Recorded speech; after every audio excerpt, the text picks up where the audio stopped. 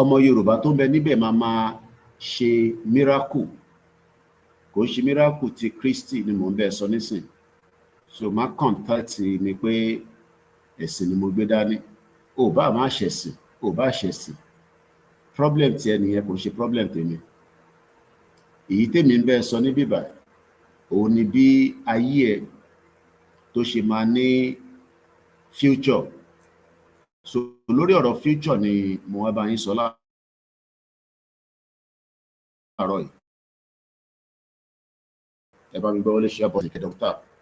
Aago 4:00 lórí lọ láìpẹ́ ẹ máa gbọ́ tán. Ẹ̀sìn tó ń ṣe kò ní kankan ṣe lémi, bóhùn ẹ̀ kò ṣẹ̀sìn, bóhùn ẹ̀ kò má ṣe. Èyí tèmi ń jókòó lé lórí òun ni pé ayé ẹ nínú Nàìjíríà ó ti fail. Kò ń ṣèwọ, kò ń ṣe ìmọ̀ ẹ tí o lè ṣe ọ ló máa yí Nàìjíríà padà. Ọ̀ṣínbàjò gbìyànjú gẹ́gẹ́ bí ọmọ Yorùbá. Tí ẹ bá mọ tó ń pè ní Professor Yẹmí Ọ̀ṣínbàjò, ó ṣe gbogbo tí ó fẹ́ lè ṣe nínú wọn Nàìjíríà, ó padà lulẹ̀ náà ni. So kí wá ni ìwọ wá ń sọ fẹ́mi nísìnyí pé Nàìjíríà máa ṣiṣẹ́? Ọ̀ṣínbàjò ní Nàìjíríà fix pẹ̀lú òyìnbó tó kọ́, pẹ̀lú ìwé tó mọ̀, gbogbo ẹni tó mọ̀ yẹn tó bá jẹ́ pé ó wá jẹ́ kí gbogbo wa jọ fi ṣe ọ̀rọ̀ Oòduà nation.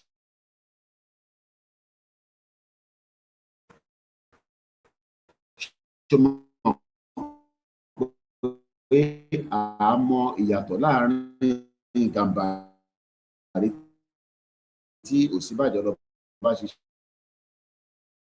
Buhari devil ni Buhari torí èṣù, àwa lọmọ èṣù, ọmọ Ògún dẹ̀ làwa, ọmọ babaláwo dẹ̀ ni wá, ìyàtọ̀ wà láàrin gbogbo ẹ̀.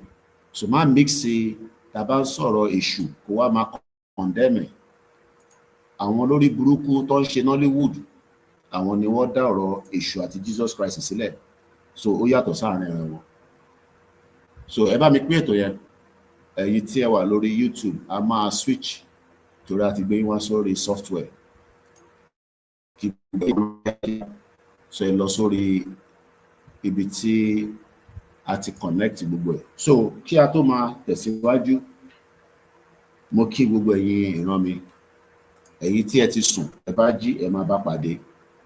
Èmi náà ti sùn, èmi náà ti jí ni. Èyí tó bá ti mú wa jí sáyé ló ṣe mọ̀ pé o ti jí sáyé torí òkú ní gbogbo wa tá bá ti sùn. O lè lálàá pé o bá rẹ l'Amẹ́ríkà, tó bá jí wá rí pé o ṣe wà nínú Nàìjíríà. Ìwọ náà lè lálàá l'Amẹ́ríkà pé o wà nínú Nàìjíríà, kọ́nà má jẹ́ kó kidnap ẹ. Àwọn Kwara ló ń sunkún síta lójoojúmọ́ pé olóyè ọmọdé yẹ mọ́. Òun fi ọ̀rọ̀ yìí láró. Ìjọ ni wàá gbà wálẹ̀ kí Fúlàní tó pa gbogbo wa tán. Gbogbo yín náà lè rí fídíò yẹn. So má tún sọ fún mi pé níbo ló ti ń pa wọ́n ní Kwara tó bá rí lọ sórí social media. So ibi ayé òun ṣe ibi tí wọ́n ti ń wá kí ló dé tí bíbá ok méjì ló rọ. So a máa end ilé ẹ má bínú, àkọ́fì startup ni. Thank you so much. Ẹ má jàjà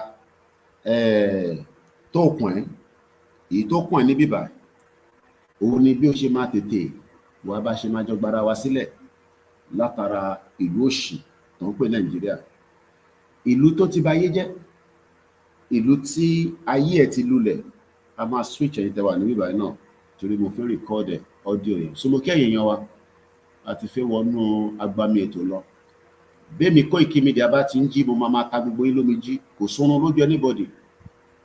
Bó o bá tẹ̀ fẹ́ gbọ́ àwọn alálẹ̀ àwa arrest mọ́ bíbá wàá gbọ́n tí mo fẹ́ sọ.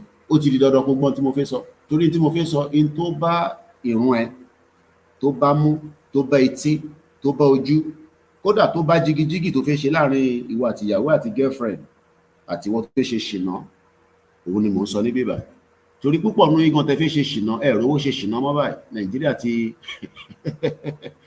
ìwọ tó fẹ́ ṣe ṣìnà, òrò owó ṣe ṣìnà. But àwọn olórí burúkú politician táyé wọn ti bàjẹ́, àwọn fi yín ta kàlòkàlò, wọ́n fi yín play game. Wọ́n tún ti bẹ̀rẹ̀ báyìí pẹ̀lú 2027. So mo kí yín, ẹ bá mi gbọ́ lé share button, kò ní bàjẹ́ fún yín. Èní lẹ́ẹ̀kan sí bí mo ṣe sọ, tó bá rántí fún wọn tí òun sọ pé ṣé bá ṣe máa ṣe rally náà lélẹ́yìí látijọ́ ta ti ń ṣe rally, torí pé ọlọ́pọ̀ ìtì yìnbọn pa ẹnì kankan. Kò tí sẹ́ni tí wọ́n lọ arrest pé ó jáde ó ń ṣe rally. Oríṣiríṣi ọ̀nà ni èèyàn lè fi béèrè fún ẹ̀tọ́ ẹ̀. Púpọ̀ nínú yín lè máa mọ ẹni tó ń pè ní Gandhi, màá ṣàlàyé tó ń jẹ́ bẹ́ẹ̀ fún ẹ. Jẹ́ parí gbogbo setup yìí ká tó wá, èyí tẹ́wàá nígbà yìí náà a máa switch yẹn, má bínú torí a fẹ́ record. So now we are ready to dive into the discussion. Èyí tí ó jẹ́wọ́ lógún pẹ̀lú èmi àti ẹ, òun ni kò bá mi pín ètò yìí. Tẹ́yìn bá ti bá mi pín tó dé mọ́ṣáláṣí yín, torí mọ́ṣáláṣí tí ẹ̀ ń lọ, tí ẹ ti ń kírun wákàtí 5, ẹ rí i pé tẹ bá débẹ̀ nígbà míì ẹ ní bá iná níbẹ̀. Èní ni Monday táwọn ọmọ school máa wọlé, ọ̀pọ̀lọpọ̀ òbí ti jẹ gbèsè torí wọ́n lówó school. Tí ó bá máa fi di ìwòyí ọ̀la nísìn, tẹ́ ẹ̀ bá ti sanwó school, àwọn ọmọ yín máa wá sílé. Wọ́n á ní dáàdì, bàbá mi níléèwé wọ́n ti ń béèrè owó sùkúùlù.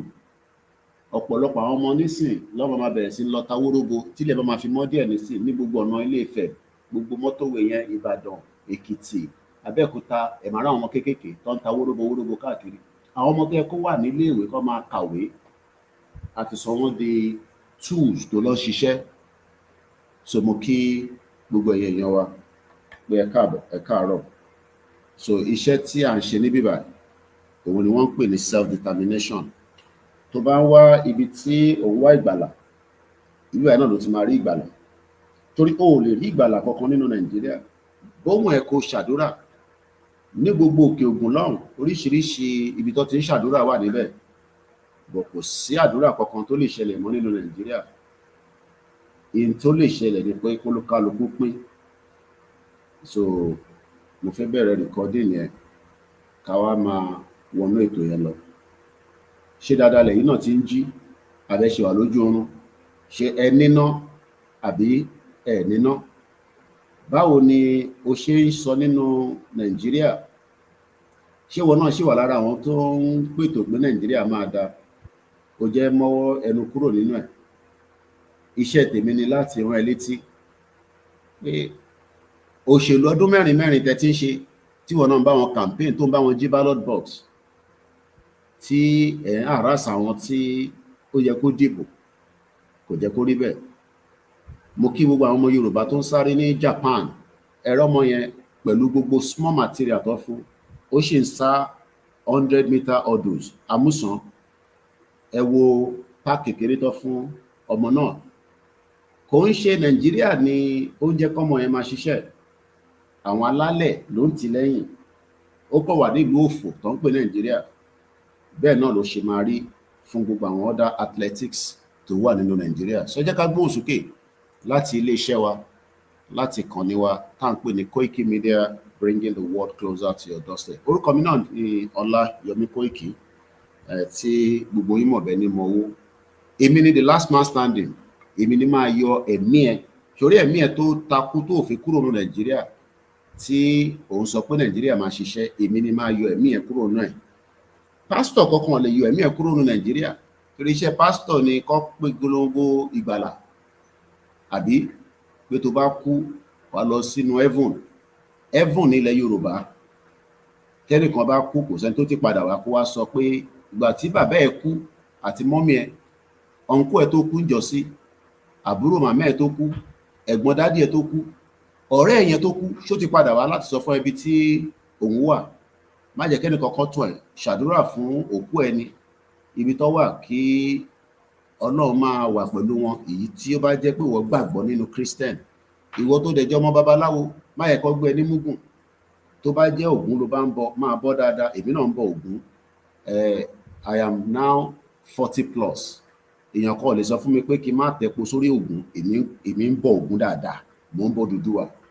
Òyìnbó ò lè sọ tí máa ṣe nípa ìṣẹ̀ṣe ilẹ̀ Oòduà fún ara mi àti fún àwọn mọ̀lẹ́bí mi. Tó bá jẹ́ o lè tọ́jú ara ẹ dáadáa, èèyàn kan lọ́yìn níbọn láìpẹ́ yìí, tó wáyé pé lóògùn tó bá yìn níbọn kò ní wọlé. Ẹni tó yìn níbọn yẹn, ìbọn yẹn máa jò lẹ́yìn ẹ̀. But in tóun gbàgbọ́, òun ni Kristẹni. Nígbà tí ìbọn yẹn mú lọ́rùn, lẹ́sẹ̀kẹsẹ̀ ó gbàbẹ̀ kú ni. so ibẹ̀ kọ́ là ń lọ. Mo kí gbogbo èèyàn wa nígbà tá a ti wọnú ètò náà báyìí, a máa sọ pé iṣẹ́ wa fúnlẹ̀ wa forílẹ̀ ìbí wa, ká gbéga ká gbéga ká gbéga fàlẹ́rì. Ìgbàgbọ́ wa ni pé bá ti bẹ̀rù làbọ̀ mọ́, ká ṣiṣẹ́ ká ṣiṣẹ́ ká ṣiṣẹ́ ká jọlá. Ìṣọ̀kan àtòmìnira ní kẹ́jẹ́ ká máa lépa. Ìtẹ̀síwájú ọ̀pọ̀ ire àtòhun tó dára. Ọmọ Oòduà dìde bọ́ sípò ẹ̀tọ́ rẹ.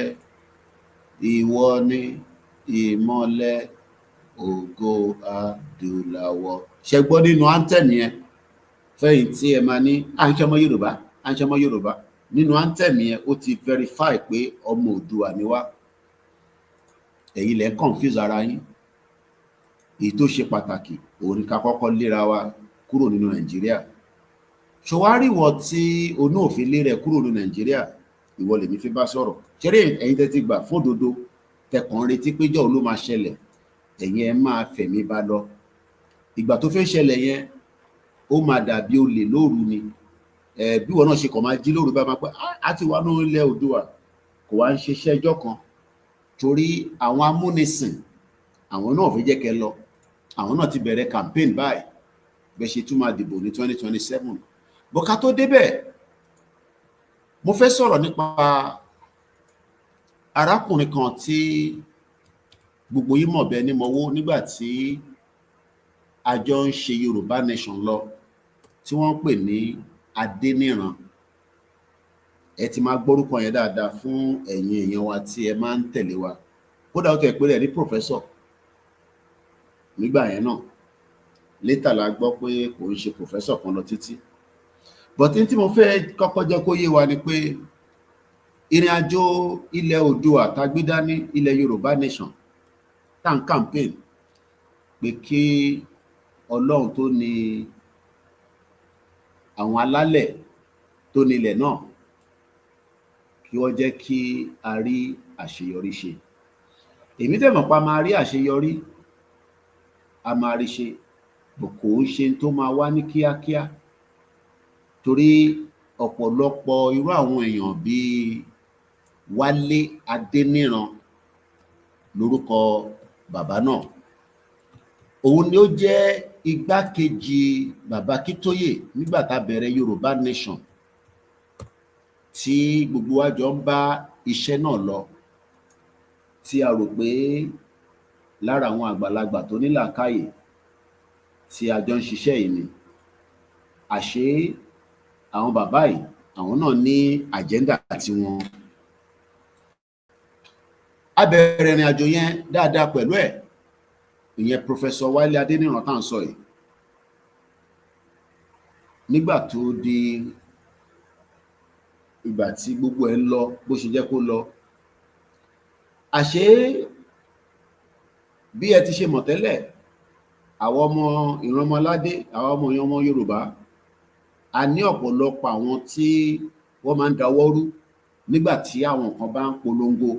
Bí ìwọ náà ṣe ń dáwọ́ rú báyìí, báwa ṣe ń polongo ẹ̀, ìwọ ń gbìyànjú pé kó já wálẹ̀.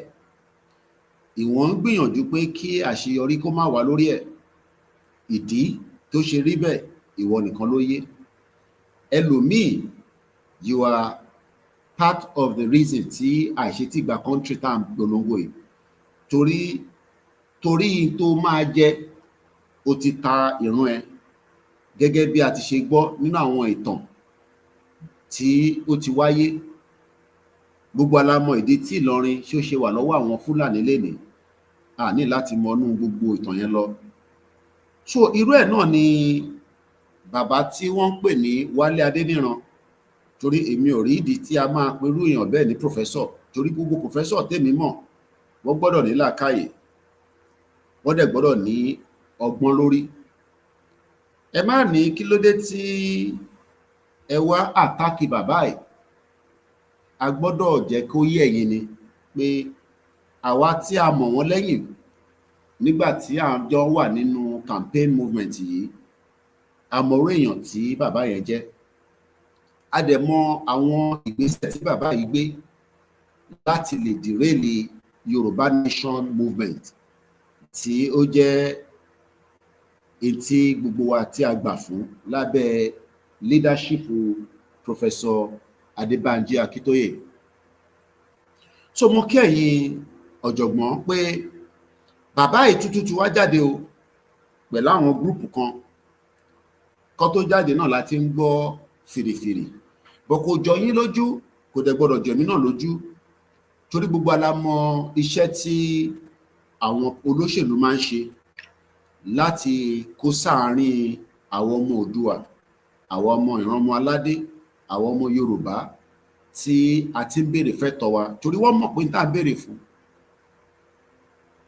right wa tí kò ṣeé fọwọ́ rọ́ sẹ́yìn ni. Nígbà tí a dẹ̀ ti ń béèrè fún, àìtí fi dàlúrú, kò tí ì sẹ́nìkan tó lè jáde pé àwọn ọmọ Yorùbá nation tí wọ́n ń ṣe Yorùbá nation yìí ṣe ni wọ́n máa fi ń dàlúrú, kódà wọ́n fi ń ja olè ni. But a lè sọ pé àwọn tí wọ́n ń ṣiṣẹ́ fún olóṣèlú láti dìrẹ́ movement yìí, àwọn tó pọ̀ náà ni ẹ máa gbọ́ tí wọ́n máa ní ẹ jẹ́ ká gba restructure náà. Tá a bá ti gba restructure Nàìjíríà, àwa fìyẹn bẹ̀rẹ̀ sí ń béèrè fún ẹ̀tọ́ wa nínú Nàìjíríà. Restructure Nàìjíríà yìí wọ́n mọ̀ dájú pé ó ti fail. Àwa tí a gbé Yorùbá nation dání under the leadership of Professor Adébánjí Akíntóyè, a mọ̀ pé Tinubu ó nípa tó máa ṣe náà nínú ìrìn àjò bí Nàìjíríà ṣe máa pín, àfẹni tí ó bá ń parọ́ fún rẹ̀, torí ó lè lọ bá United Nations nísìn tó ní òfin gba country wá ní ìgbà tó wá fi gba country yẹn kí ni káwọn ṣe sí, ṣó ti lọ bá gọ́ọ̀mẹ̀ntì ìlú ẹ̀ sọ̀rọ̀, ṣó ti lọ bá gọ́ọ̀mẹ̀ntì ìlú ẹ̀ sọ pé ó fẹ́ kúrò nínú Nàìjíríà tí ó wà nínú ẹ̀. Gbogbo yẹn ni bàbá wa alànà Emeritus Professor Adébánjí Akíntóyè ti sọ̀rọ̀ lórí. Bàbá dẹ̀ make it very clear, kódà nígbà tí Buhari olórí burúkú tó ní kú síbi táṣọ ẹ wà, àkútúkù ẹ lọ́rùn, nígbà tí ó ń ṣèjọba, a communicate ìdí tí a ṣe fẹ́ lọ fún Buhari níjọ́ náà lọ́hùn. Kò wá ń ṣe Buhari nìkan ni a ṣàlàyé fún, gbogbo àwọn ìlú tó ń bẹ lágbàáyé, ìlú pọ̀ lágbàáyé. A sọ fún wọn pé àwọn ẹ̀yà tó ń bẹ nínú Nàìjíríà tí wọ́n ń pè ní àwọn ọmọ Oòduà, ọmọ Yorùbá, pé a fi dá dúró gẹ́gẹ́ bí orílẹ̀-èdè. A ti ṣàlàyé yẹn fún àwọn tí ó yẹ kó wà aware of it. Lẹ́tà ti lọ sí gbogbo ibi tó yẹ kó dé. Ẹni tó wà lórí oyè lénìí tí a mọ̀ sí Jagaban, tí a mọ̀ sí President Bọ́lá Ahmed Tinubu, ọmọ olódò ọdẹ, kọ́lọ́n kó lọ́rọ̀ ẹ̀mí ẹ̀ kó fún lálàáfíà, torí communication, dialogue, diplomacy tí a bá máa ṣe pẹ̀lú ìjọba Nàìjíríà, President Bọ́lá Tinubu la máa direct sí, not Shetima. Àdúrà tí a dẹ̀ gbọ́dọ̀ máa gbà òun ni pé Tinubu ò gbọ́dọ̀ kú sórí oyè tó wà yìí, Ọlọ́run ní mẹ́mí ẹ̀ lọ, torí tẹ́mi ẹ̀ bá ti já, Shetima lẹ́ máa bá sọ̀rọ̀, ẹ kọ́kọ́ mọ̀ yẹn dání dájú náà. Fẹ́yìn tí ẹ understand tó ń pè ní policy, dialogue, diplomacy ní àgbáyé, tí ẹ bá ń gbàdúrà ikú fún Tinubu pé tó bá kú Yorùbá nation máa wá jáde, ó possible, yes, but immediately tí Tinubu bá jáde láyé táwọn gbàdúrà ẹ̀, Shetima máa di president Federal Republic of Nigeria lẹ́sẹ̀kẹsẹ̀. Wọ́n máa swear in, torí gọ́ọ̀mẹ̀ntì gbọ́dọ̀ máa run regardless of government tó bá wà níbẹ̀ tó bá ṣaláìsí. Tẹ́ bá rántí nígbà tí Jonathan tó jẹ́ igbákejì Yar'Adua, tí Yar'Adua yẹn ti kú dànù sínú hospital bed ní Germany, tí wọ́n wá ń gbé báyìí tó ń deceive èmi àti ẹ pé Yar'Adua ó sì wà láyé, ó ti bá tiẹ̀ lọ. Àfìgbà tí President Tinubu former Ọbásanjọ́ tó ní Yar'Adua ṣó ti kú àbó ṣì wà láyé, torí a mọ̀ pé wọ́n fẹ́ fìyẹn náà jalè níjọ́ náà lọ́hùn ni, but ibẹ̀ kọ́ la fi lọ.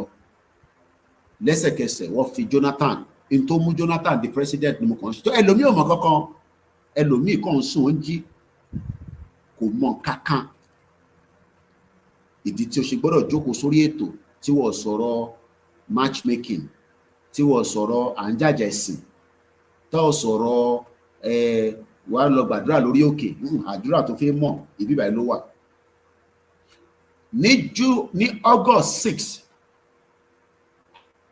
ẹ máa bá mi ká lọ, mo mú ọ̀rọ̀ olè, bàbá jàgùdà, bàbá 419, màá dẹ̀ fẹ́ kọ́ dá mi lóhùn. Àwọn tó jẹ́ tiẹ̀ nígbà tó bá gbọ́ ètò yìí tán àtúnfún yín lésì padà. Bàbá tó ń pè ní Wálé Adéníran olè tó tútù jáde tó ń sọ̀rọ̀ bá ṣe máa restructure Nàìjíríà, a máa bá Tinubu sọ̀rọ̀, Tinubu máa fún wọn ní restructure. Olè ní gbogbo wọn, olè gbogbo wọn pátá. Gbogbo ẹni tó bá ń pariwo Tinubu máa fún wa ní restructure, olè nìyẹn. In tí wọ́n ń béèrè lọ́wọ́ Tinubu nípa restructure kó ló yẹ kó béèrè. Ó yẹ kí gbogbo wa ká tọ̀ sójú kan kó lè hó dáadáa, torí tí ìtọ̀ bá pọ̀, àwọn náà tí wọ́n ní ó máa hó, wọ́n mọ̀ ìdí tó ṣe máa hó. Àwọn wá tún fẹ́ máa tọ̀ síbi ká bá Tinubu sọ̀rọ̀ kó fún wa ní restructure. Restructure Nàìjíríà mí pé èmi àti ìwọ tí a jẹ́ ọmọ Oòduà, àwọn ọmọ ìran ọmọ aládé, a sì máa exist nínú wọn Nàìjíríà. Even tí ẹ bá wà ní restructure Nàìjíríà, gbogbo àwọn tó máa ń pariwo a fẹ́ restructure, ìtẹ̀kàn sọ ni pé ẹ máa ní ọlọ́pàá tí àbí kí lẹ tún máa ní, bí ẹ máa ní access sí resources yín, but àwọn ẹ̀yà tí ẹ jọ ń gbé yẹn ẹ sì jọ máa wà nínú wọn Nàìjíríà ni. Kí wá ni reason tí ẹ ṣe ń sọ pé can remain in one Nigeria under a failed restructure tí ẹ nílé control border? Torí o lè sọ fún Fúlàní tó ń bọ̀ láti Sahel tó máa gba Kánò wọlé, tó dẹ̀ máa sọ pé ọmọ Nàìjíríà lòun, tó dẹ̀ ń bọ̀ ní Ìbàdàn, tó ń bọ̀ ní Abẹ́òkúta àbí tó ń bọ̀ l'Ékòó, o lè sọ pé kó má wọnú state ẹ nínú restructure ni mo sọ yìí. So gbogbo àfẹ́ sọ̀rọ̀ restructure, àfẹ́ bá Tinubu sọ̀rọ̀ kó wá fún wa ní restructure tí Wálé Adéníran olè tó lóun tún fi lead, àbí tí ó fi lead àwọn oní restructure. Olè ní bàbá yẹn. Ẹ bá mi pariwo olè ajíbolè, olè ajíbolè, bàbá olè nìyẹn bàbá. Torí tí wọ́n bá jẹ́ bàbá dáadáa tó dẹ̀ fi jèrè àwọn ọmọ ẹ, ìwà máa jáde láti máa tún sọ pé ó fẹ́ restructure nígbà tó kúrò nínú Yorùbá Nation movement tí ó jẹ́ igbákejì bàbá Kítóyè. O ní right láti sọ pé ò ṣe mọ́, kò sẹ́ni kankan tó mú ẹ sí. O ní right láti sọ pé ò fẹ́ Yorùbá Nation, but o lè máa wá sọ fún àwa Yorùbá Nation pé in tó kù nísìnyí ni ká tún wá lọ ṣe restructure. Olè nìyẹn. Kí ló wá kúkú wá ṣe Yorùbá Nation fún? Kí ló wá ṣe Yorùbá Nation fún nígbà tó bá ti mọ̀ pé restructure Nàìjíríà ló ń wá? Olè ajíbolè nìyẹn, Wálé Adéníran, sí ọkọ̀ tó ń jẹ́ professor. Mo ń bọ̀. Mo ti kó lẹ́tà tí a kọ sí Buhari, ó wà níwájú mi ní orí screen, and I think I can share my screen fún àǹfààní àwọn tí wọ́n wà lórí YouTube kí ẹ lè bá rí ẹ̀rí ta ló ilé tó ń sọ pé please don't insult Professor Wale Adeniran, respect is important. Níbo ni respect wà? Ẹ má kí n fún yín ní èpè àti náà ṣépè ní bíbá. Respect is important. Respect wo ló wà important? Nígbà téèyàn poison ni bàbá Akíntóyè sínú ilé, tó bá yẹ kó ti pa bàbá Akíntóyè ni, ẹ̀yin á máa ṣẹnu yàmùyàmù lórí comment section pé respect is important. Respect is important. Tẹ́ ẹ bá lè farabalẹ̀ kẹ́lẹ̀ accept òtítọ́, ẹni right láti work out kúrò lórí platform. Olè ni bàbá Wálé Adéníran, àwa máa bú olè ni. Olè ni. Tó bá tẹ́ yín lọ́rùn, ẹ jábọ́ nínú comment section. Àbí kẹ́ forí la igi. Problem tí yín nìyẹn. Ọláyọmí Kóìkì lèmi jẹ́. Olè ni bàbá Wálé Adéníran. Ẹ má máa sọ fún mi pé respect is important. Platform yóò ṣe platform tẹ́ máa ti ń káàkiri lọ́dẹ ṣe oníwòlé mọ́. Ibà ìlọ́pẹ̀ ní Koikimedia. Tó bá tẹ́ yín lọ́rùn kẹ́ work out. Àbẹ̀rẹ̀ kọ́kọ́ kó jókòó sí bíbá. Olè ni Wálé Adéníran. Tó bá yẹ kó ti pa bàbá Akíntóyè sínú ilé, tó ń poison bàbá Akíntóyè sínú ilé, ẹ̀yà máa sọ pé ká respect ẹ̀. Ara tá à ń sọ náà nìyẹn. Tó bá jẹ́ pé bàbá Akíntóyè ti kú sí Benin Republic látara evidence pé Wálé Adéníran poison wọn sínú ilé, ẹ̀yìn á wá jáde níṣẹ́ máa sọ pé ká respect ẹ̀ o. Ara tá à ń sọ náà nìyẹn. Bàbá òfò. Mo ní Wálé Adéníran wá jáde nísìnyí, ó lóun fẹ́ restructure Nigeria, pé ká tó wá lọ restructure Nigeria pẹ̀lú àwọn ẹ̀mẹ̀wẹ̀. Ẹ sọ fún wọn pé èmi Ọláyọmí Kóìkì ní Nigeria cannot be restructured because Nigeria ti fẹ́ wà kò lè fún yín ní restructure. Tí mo fẹ́ gbé fúwájú yìí, òun ni lẹ́tà tá kọ sí Buhari ní August 6, 2022. La kọ lẹ́tà yìí sí President Muhammadu Buhari, olórí burúkú, àkútúkù Buhari náà lọ́rùn báyìí. Òun náà ti bá tiẹ̀ lọ. Màá kọ fún yín ní just a brief of that letter. Màá wá lọ mú ìtakọ sí Tinubu náà wá. Bọ̀ nígbà tá à ń kọ lẹ́tà sí Buhari ní 2022, Wálé Adéníran ó sì wà nínú Yoruba Nation campaign.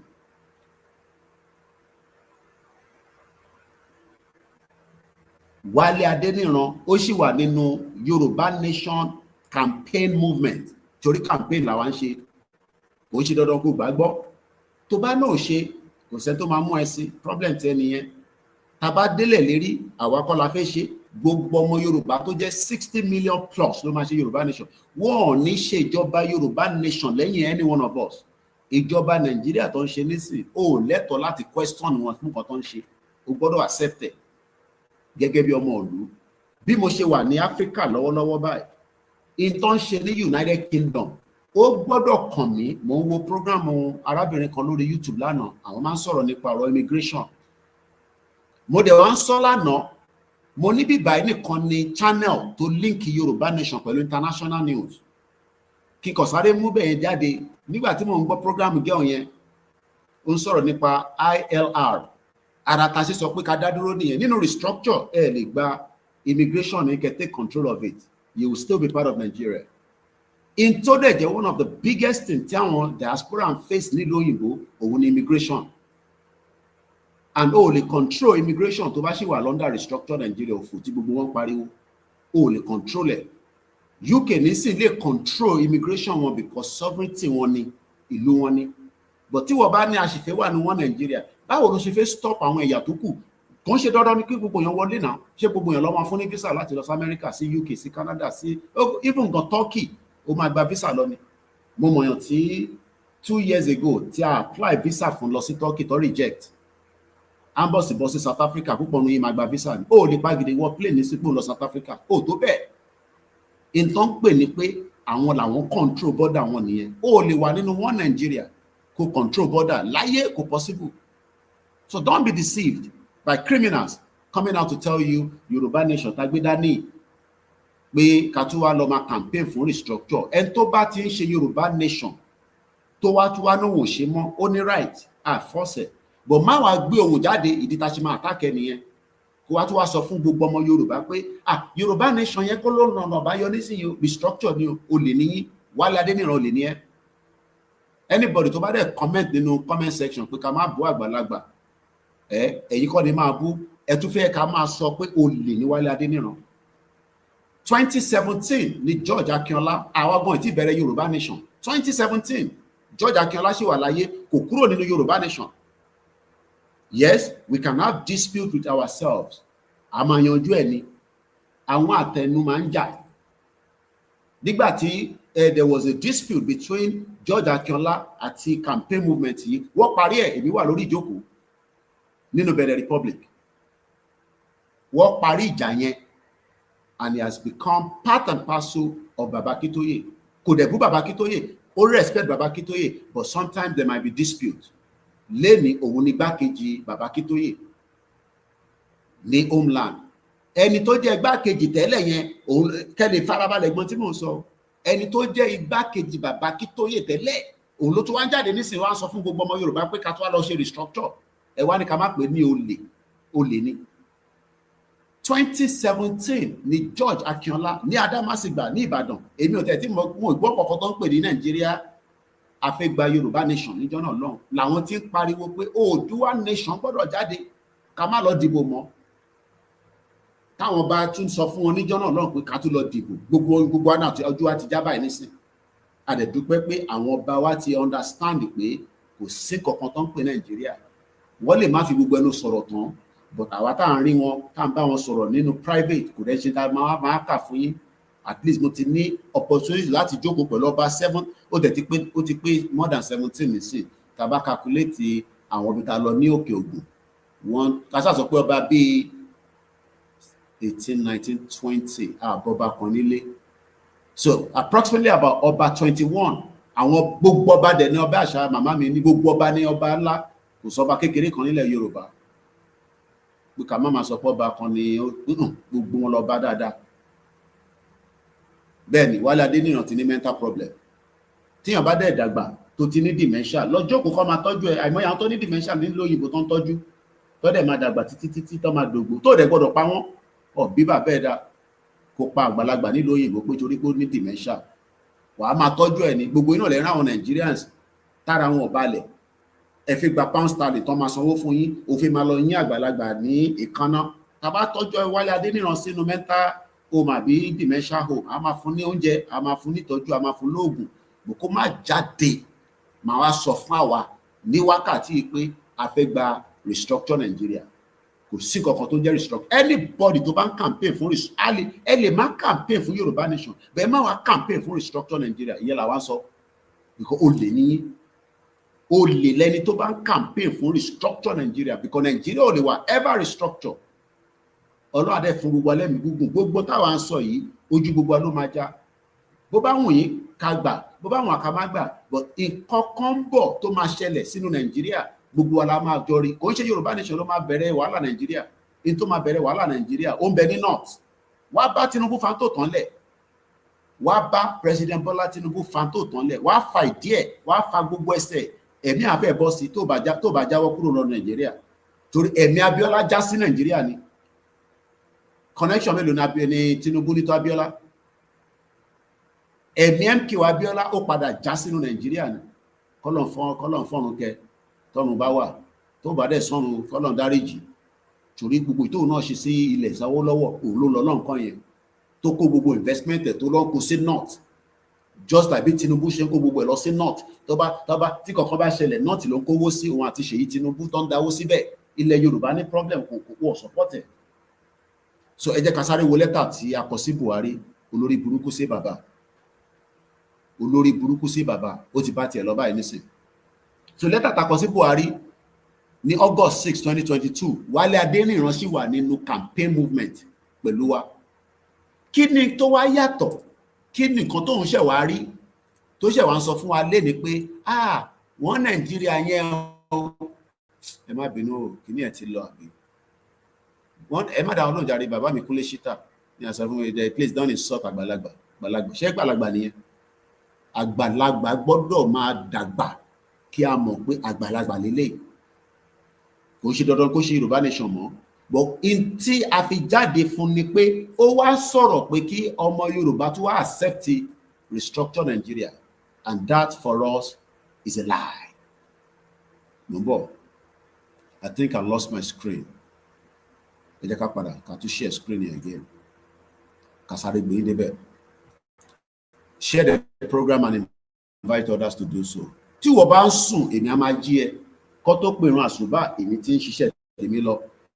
Kó tó máa ṣàdúrà àti gbogbo àwọn pásítọ̀ yín láàárọ̀, tí tó bá máa fi dago 7 sí sago 8, pàtẹ́wọ́ rẹ̀ ò kọ́ lọ́rẹ́ lè dá oríṣiríṣi prayer máa lọ lórí social media. Àdúrà kan làwọn ń ṣe ní bíbá. Torí gbogbo àdúrà tá nídìí nísìnyí ni ká kúrò ní Nàìjíríà, ìlú òfò, ìlú tó ti bayé jẹ́, ìlú tí kò ní làákàyè kankan. Shettima dẹ̀ sẹ́ ẹ lè gba restructure my foot ní Nàìjíríà. Shettima ti sọ kí ẹ má gbàdúrà kí burúkú o. Tó dẹ́ pẹ́ ẹ máa rántí pé Shettima ti sọ fún gbogbo yín pé restructure my foot. Shettima ló sọ bẹ́ẹ̀. So let's read quickly what Buhari tí platform yóò bá tẹ́ yín lọ́rùn. Any right láti disconnect ẹ̀. Abẹ́ni kankan kó wá jókòó sí bíbá. Ẹni nǹkan pọ̀ lórí social media. Tí bá yóò bá tẹ́ yín lọ́rùn, ẹ work out. Ẹ lọ máa gbọ́ nǹkan míì. Ẹ lọ máa gbọ́ gẹ́gẹ́ wà lórí TikTok tó ń ṣe programming. Ẹ lọ máa wo Ida Basi tó ń ṣe rẹsì. Ẹ lọ máa wo Reno. Ẹ lọ wo AIT. But lórí bíbá yóò self determination ni. Ẹni tó bá lẹ̀ jáde tó náà fẹ́ restructure, a máa àtàkì torí aláìda èèyàn ní ẹ̀yin lẹ́tún fẹ́ máa kó ẹ̀mí àwọn ọmọ Yorùbá tí à ń jẹ, tá à ń rí lókè Ògùn, tá à ń rí ní Abẹ́òkúta, tá à ń rí ní Ilé-Ifẹ̀, tá à ń rí lẹ́kìtì, táwọn èèyàn lè jẹun 3 square meal. Tẹ́bi ń pa àwọn èèyàn. Mo picture ẹ̀ tẹ́ wà ní diaspora tẹ́ ń sọ pé Nàìjíríà máa da ọ̀rọ̀ tí yín mò ń bọ̀ àbọ̀ abá ni. Ṣé ẹ jẹ́ ká sáré kà kíákíá torí àsìkò. August 6, 2022 láti ilé-iṣẹ́ Koikimedia, mo lè confirm pé Wálé Adéníran was still in this movement. Nígbà tá a kọ lẹ́tà yìí, kò tí kúrò nínú Yorùbá Nation. Màá fún yín níjọ́ tí Wálé Adéníran tó exit Yorùbá Nation. Ẹ jẹ́ sáré mú screen yẹn wá fún yín. Sórí ibi ìbàdí ni máa fún yín ní fact pé tó o bá ṣe Yorùbá Nation mọ́, àfọ́sẹ̀ ìjọjókòó sínú ilé ẹ̀. But má jáde kó wá tún convince àwọn kó bá àdéhùn méjì ló fi convince àwọn máa attack bí o lè nìyẹn lórí ọ̀rọ̀ Nàìjíríà. Wálé Adéníran return 3 screen yẹn lẹ́ ń wò níwájú mi. Fẹ́yìn tẹ́ ń sọ jágbajàgba ẹ̀yin tẹ́ bá fi rójú ẹ̀ sáré lọ sórí YouTube. Published on June 11, 2023, Yoruba leader Professor Adeniran returned from exile and write Tinubu. This was in 2023. 1 year after ta kọ lẹ́tà sí Buhari ni bàbá òfò, bàbá burúkú yìí, olójó òwìwí ló jáde kúrò ní Benin Republic, ló padà sílé. Òun ló mọ reason tó ṣe padà lọ sílé. Ìyẹn ò ṣe problem tèmi. Òun ó náà ò ṣe mọ́, accepted. But ìdí tá a ṣe ń sọ̀rọ̀ sí ta fi ń pè ṣàkíyèsí pé ìrọ̀lẹ́ ń pa bàbá olè níyìn. Ẹ jẹ́ n ka lẹ́tà tí ó kọ sí Tinubu, màá tó wá padà sí ti ìtakọ sí Buhari. Ojú ẹ̀ lẹ́wọ̀ yẹn, ojú òwìwí bàbá yẹn, òun lẹ́wọ̀ yẹn, fẹ́yìn tẹ́ ẹ̀ bá dá mọ̀. Èmi màdáyàn kankan lóhun, ṣé mi wo èmi mọ anybody rí ni? Èmi mọ anybody rí. So kíyàn kan máa wá sórí platform mi, ẹ lè lọ sórí platform. Ẹ̀yin náà ẹ lè lọ ṣe YouTube, ẹni YouTube, ẹ tán fóònù yìí kẹ condemn tèmi bá sọ. Bọ̀ lórí platform tèmi, tèmi bá sọ àṣẹ́gun ni. Èmi wà nínú movement yìí, ó yẹ kí máa sùn. Èmi ti jí, mo ti jí ẹ̀yin náà sílẹ̀. Wálé Adéníran bá jí láàárọ̀, a máa bá ilé nínú yàrá ẹ̀ pẹ̀lú àwọn mẹ̀wẹ̀. Bẹ́ẹ̀ bá dẹ̀ fún mi lésì, màá tún dá yín lóhùn. Bẹ́ẹ̀ bá fún mi lésì, màá dá yín lóhùn. Mo ní gbogbo time ẹ̀. Ẹ jẹ́ kí n gbé yín débẹ̀ ní kíákíá. Wálé Adéníran kọ́ Wálé Adéníran ni. Ó kọ lẹ́tà sí Tinubu nígbà tó dé. Ẹ jẹ́ kí n kà fún yín. The former deputy leader of Ìlànà Ọmọ Oòduà, ṣé gbọ́? The former deputy, òun ni igbákejì bàbá Akíntóyè tó ń poison bàbá Akíntóyè sí Benin Republic. Ìyẹn ọ̀rọ̀ ọjọ́ mi ni. Tó ń poison bàbá yẹn, tó fi pa bàbá yẹn. Tó bá jẹ́ pé ó rí bàbá Akíntóyè pa, tó bá jẹ́ pé ó rí bàbá Akíntóyè pa, bí ó ṣe máa di tí a máa sọ kíni lénìí. But ikú bàbá Akíntóyè, ikú olóyè Ìgbòho kò sí lọ́wọ́ ẹnìkankan àti ikú Koikimedia. Ẹ bá sáré títí dọ̀la, ikú wa ò sí lọ́wọ́ yín. Bẹ́ẹ̀ni. Torí ìta gbé dání kò ṣe fáǹfààní tèmi nìkan. Àbá àǹfààní mi ni. Ṣáǹfààní mi ni ẹ kọ sínú comment section. Ṣé mo sọ fún ẹ pé ìyà ń jẹ mí? Ìyà ò jẹ mí, ìyà jẹ Ìgbòho, ìyà ò jẹ bàbá Akíntóyè. So fáǹfààní 60 million tẹ́yìn ò rí, èmi pàdé wọn ní ojoojúmọ́ tá bá ti jáde lọ sí Yoruba land ní Southwest tó ń pè Nigeria. So let's read quickly. The former deputy leader of Ilanomo Oodua, mo dẹ̀ fẹ́ kí gbogbo tí mo fẹ́ sọ under 1 hour ni torí mo fẹ́ bọ́ sínú why Nigeria is a failed state, but mo fẹ́ clear ọ̀rọ̀ bàbá Wálé Adéníran.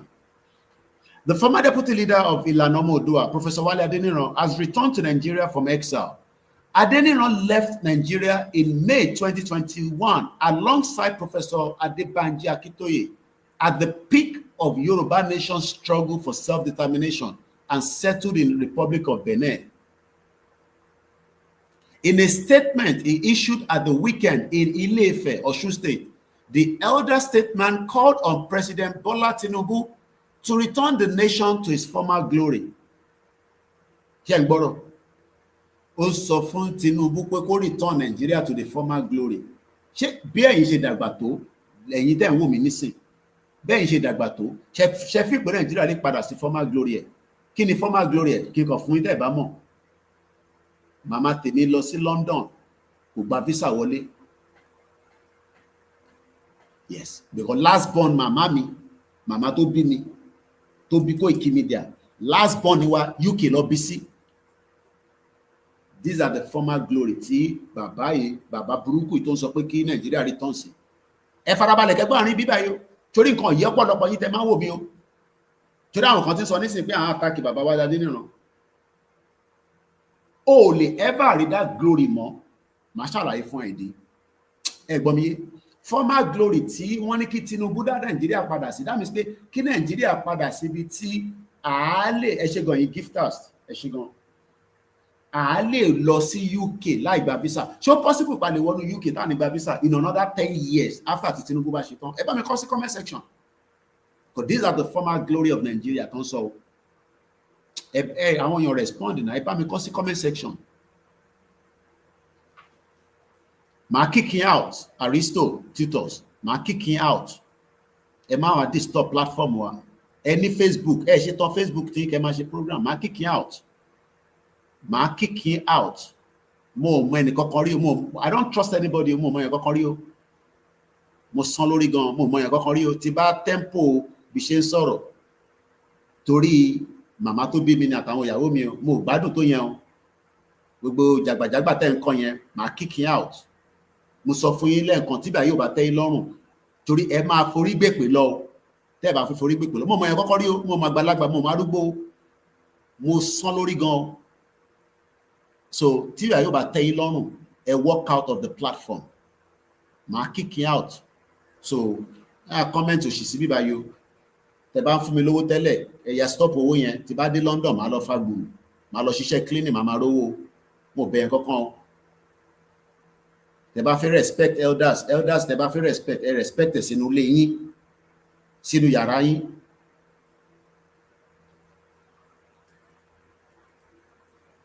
So bí ẹ ṣe jẹ́ nìyẹn. Now mo ń bọ̀, wèrè kan náà tún wà lórí TikTok, àwọn wèrè tí TikTok tẹ́ pọ̀ dáadáa, olóṣèlélẹ̀ náà, ọmọ àlè, àwọn ọmọ Fúlàní lórí burúkú tí wọ́n lórúkọ Yorùbá. So alright, olórí burúkú ni bàbá tí ó ń pè rẹ̀ ní kíní, mo ti block ẹ, olóṣì ni, kò ní gbọ́ràn, ọmọ àlè, wrong bastard, bàbá òfò. Lára àwọn bẹ́ẹ̀ ni Wálé Adéníran olóṣì lórí burúkú, mo ti ní wèrè dànù. Ìwọ ló kúkú fẹ́ gbọ́ program kò dé ráyè gbọ́ mọ́. Àbẹ̀ kò wá jókòó sí bíbà, àbẹ̀yàn ní bíbà, mo ti kíkì wèrè out, olóṣì ni. Lára àwọn ọmọ bàbá òfò náà lòun náà. Ọ̀pọ̀ bẹ́ẹ̀. Ó ní you are like Simon Ekpa. Bẹ́ẹ̀ ni, I am like Simon Ekpa. Ọlọ́run dẹ̀ máa tú Simon Ekpa sílẹ̀ ojúmọ́ àti gbogbo yín. Ó kù díẹ̀ ni. Nàìjíríà máa pín, ìjà ń bọ̀. Bẹ́ẹ̀ de Simon Ekpa sínú prison, ìjà sì ń bọ̀. Ìyàn stop ìjà, but àwa máa ṣe tiwa without no fighting ni. Mo ti block ẹ olórí burúkú. ó pè rẹ̀ l'Aristotle ọmọ àlè born bastard. Ẹ ká padà sórí ètò torí mo fẹ́ pẹ́ 1 hour mo fẹ́ fi ṣe ti Wálé Adéníran lórí burúkú yìí ká lè wọnú Nigeria as a failed. Now mo ní ẹ dá mi lóhùn, wọ́n ní kí Tinubu dá Nàìjíríà padà sí glory state. Bẹ́ẹ̀ ni wèrè pọ̀ lórí TikTok gan, ẹ ṣé jàre brother mi Insecurity 1. Ẹ kálẹ́ ìyá wa gbogbo ẹ̀yin tẹ́ ń wò mí láti Amẹ́ríkà, ẹ̀yin ti wà lọ́wọ́ ọ̀gànjọ́ òru, àwa ti aago 5 ni ní bíbà níjẹ̀bú òde. Láìpẹ́ níṣẹ́ máa gbọ́ tán máa bẹ̀rẹ̀ sí ń pín ìran àsùbá àdúpẹ́ fọ́lọ́run pàtìjí sáyé.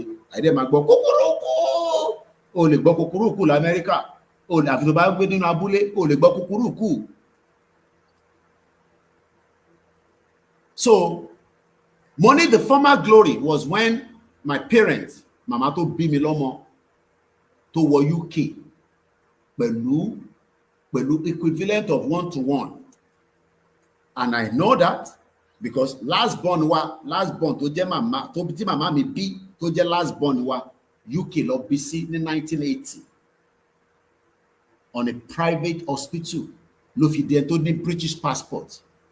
Ẹ farabalẹ̀ kẹ́gbọ́ bí báyìí táwọn tó ń béèrè pé Nàìjíríà máa padà sí former glory àwọn wèrè. Báwo ni Nàìjíríà ṣe wá decline from 1980 tí Nàìjíríà wà powerful tó ní owó gẹ́gẹ́ bí a ṣe gbọ́ tá ń ṣọlá tá ń ṣe èèyàn kan mi tá ló bá ti wà nínú crude oil tá abandon gbogbo agriculture àwa náwó crude oil wọ́n náwó crude oil MKO bá wọn ná Alákìjà bá wọn ná gbogbo wọn lọ́jọ́ ná olè ní gbogbo wọn lọ́jọ́ ná gbogbo àwọn ọmọ Yorùbá náà bá wọn ná nú ẹ̀ gba oil block níbí gba oil owó tó ṣe bí Saudi Arabia ṣe ń distribute oil block káàkiri nìyẹn. Ṣé bí Saudi Arabia wèrè oríṣiríṣi ló wà lórí TikTok a máa blọ́ọ̀kì púpọ̀ nù yín ní àwọn ọmọ àlè.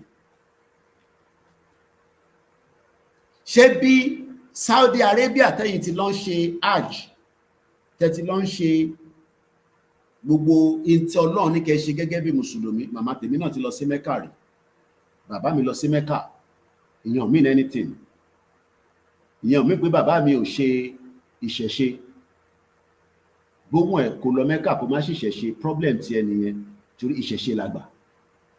Òyìnbó kan lè kó àwa lẹ́rú mọ́ níbi táwa dàgbà dé ta gbọ́n nísìn. Bí bá lọ Mẹ́kà má ṣe máa bọ Ògún, bí bá lọ Jerusalem má ṣe máa bọ Ọya, máa bọ Odùduwà, bó ṣe wù mí nìyẹn. Tí ìbádẹ́ wá tó wá lọ Mẹ́kà tí ń lọ Jerusalem, ìyẹn ò ní kí n má bọ Ògún mi, máa bọ Ògún torí òyìnbó gan bọ Ògún, ibẹ̀ kọ́ la fi lọ.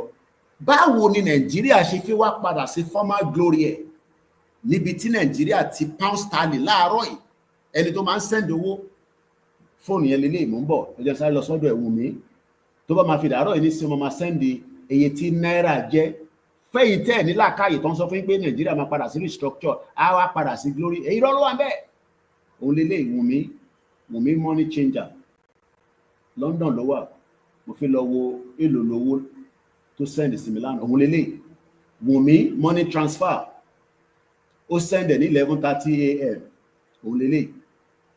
Nigeria rate to the commission 2070 naira ló máa fi gba £1. Tí bá fún ní £1 nísìn ó gbọ́dọ̀ send 2070 naira sí àkáǹtì mi nínú Nigeria, but ó lè send £1 minimum of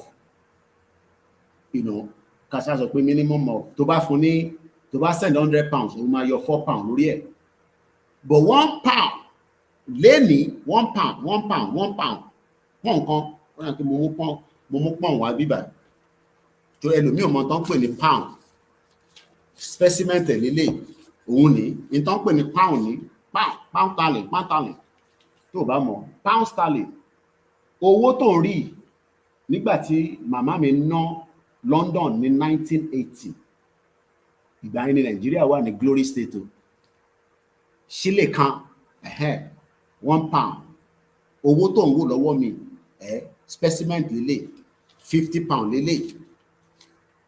Owó yìí ni màmá mi ṣẹ́ pẹ̀lú náírà tó lọ fi bímọ sí London tí ọkọ ẹ̀ fún lówó ni o, òun lówó tiẹ̀ ọkọ ẹ̀ because màmá mi sọ reason tó ṣe lọ bí last born wá sí London yẹn ṣe fún public.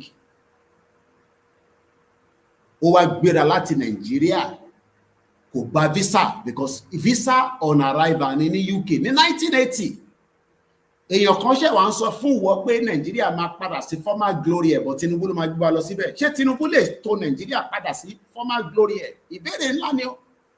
Why are we deceiving people? Àwọn ìtìgbà country nísìn, we are telling you that Yoruba nation lọ́mọ àbáyọ gbogbo problem tí ẹnìyẹn yan ṣe problem tèmi. Nàìjíríà ò lè padà sí former glory, is a failed country. Why ta ṣe wá parọ́ fáwọn èèyàn pé Tinubu kó gbé wa padà sí former glory? Ṣé Tinubu ní capacity láti push ẹ padà sí former glory tí a fi máa gbádùn bí màmá tèmi ṣe gbádùn ní 1980? Màmá mi tó wá gbádùn Nàìjíríà ní 1980 ó wá sá lọ kúrò ní Nàìjíríà ní 1992. Ṣé ń bá àwọn wèrè àtàsẹ́wìn tán pè ní elder statesman. Màmá tó ní owó tó ṣe ó ṣe náírà ó ṣe sí pound sterling ó lọ bímọ not on NHS. Ìyàtọ̀ NHS ni pé ẹni tó ń bímọ irú èmi nísìn NHS ni mo ti bí àwọn ọmọ mi, níbẹ̀ níyàwó mi ti bí àwọn ọmọ mi, ọ̀fẹ́ nìyẹn.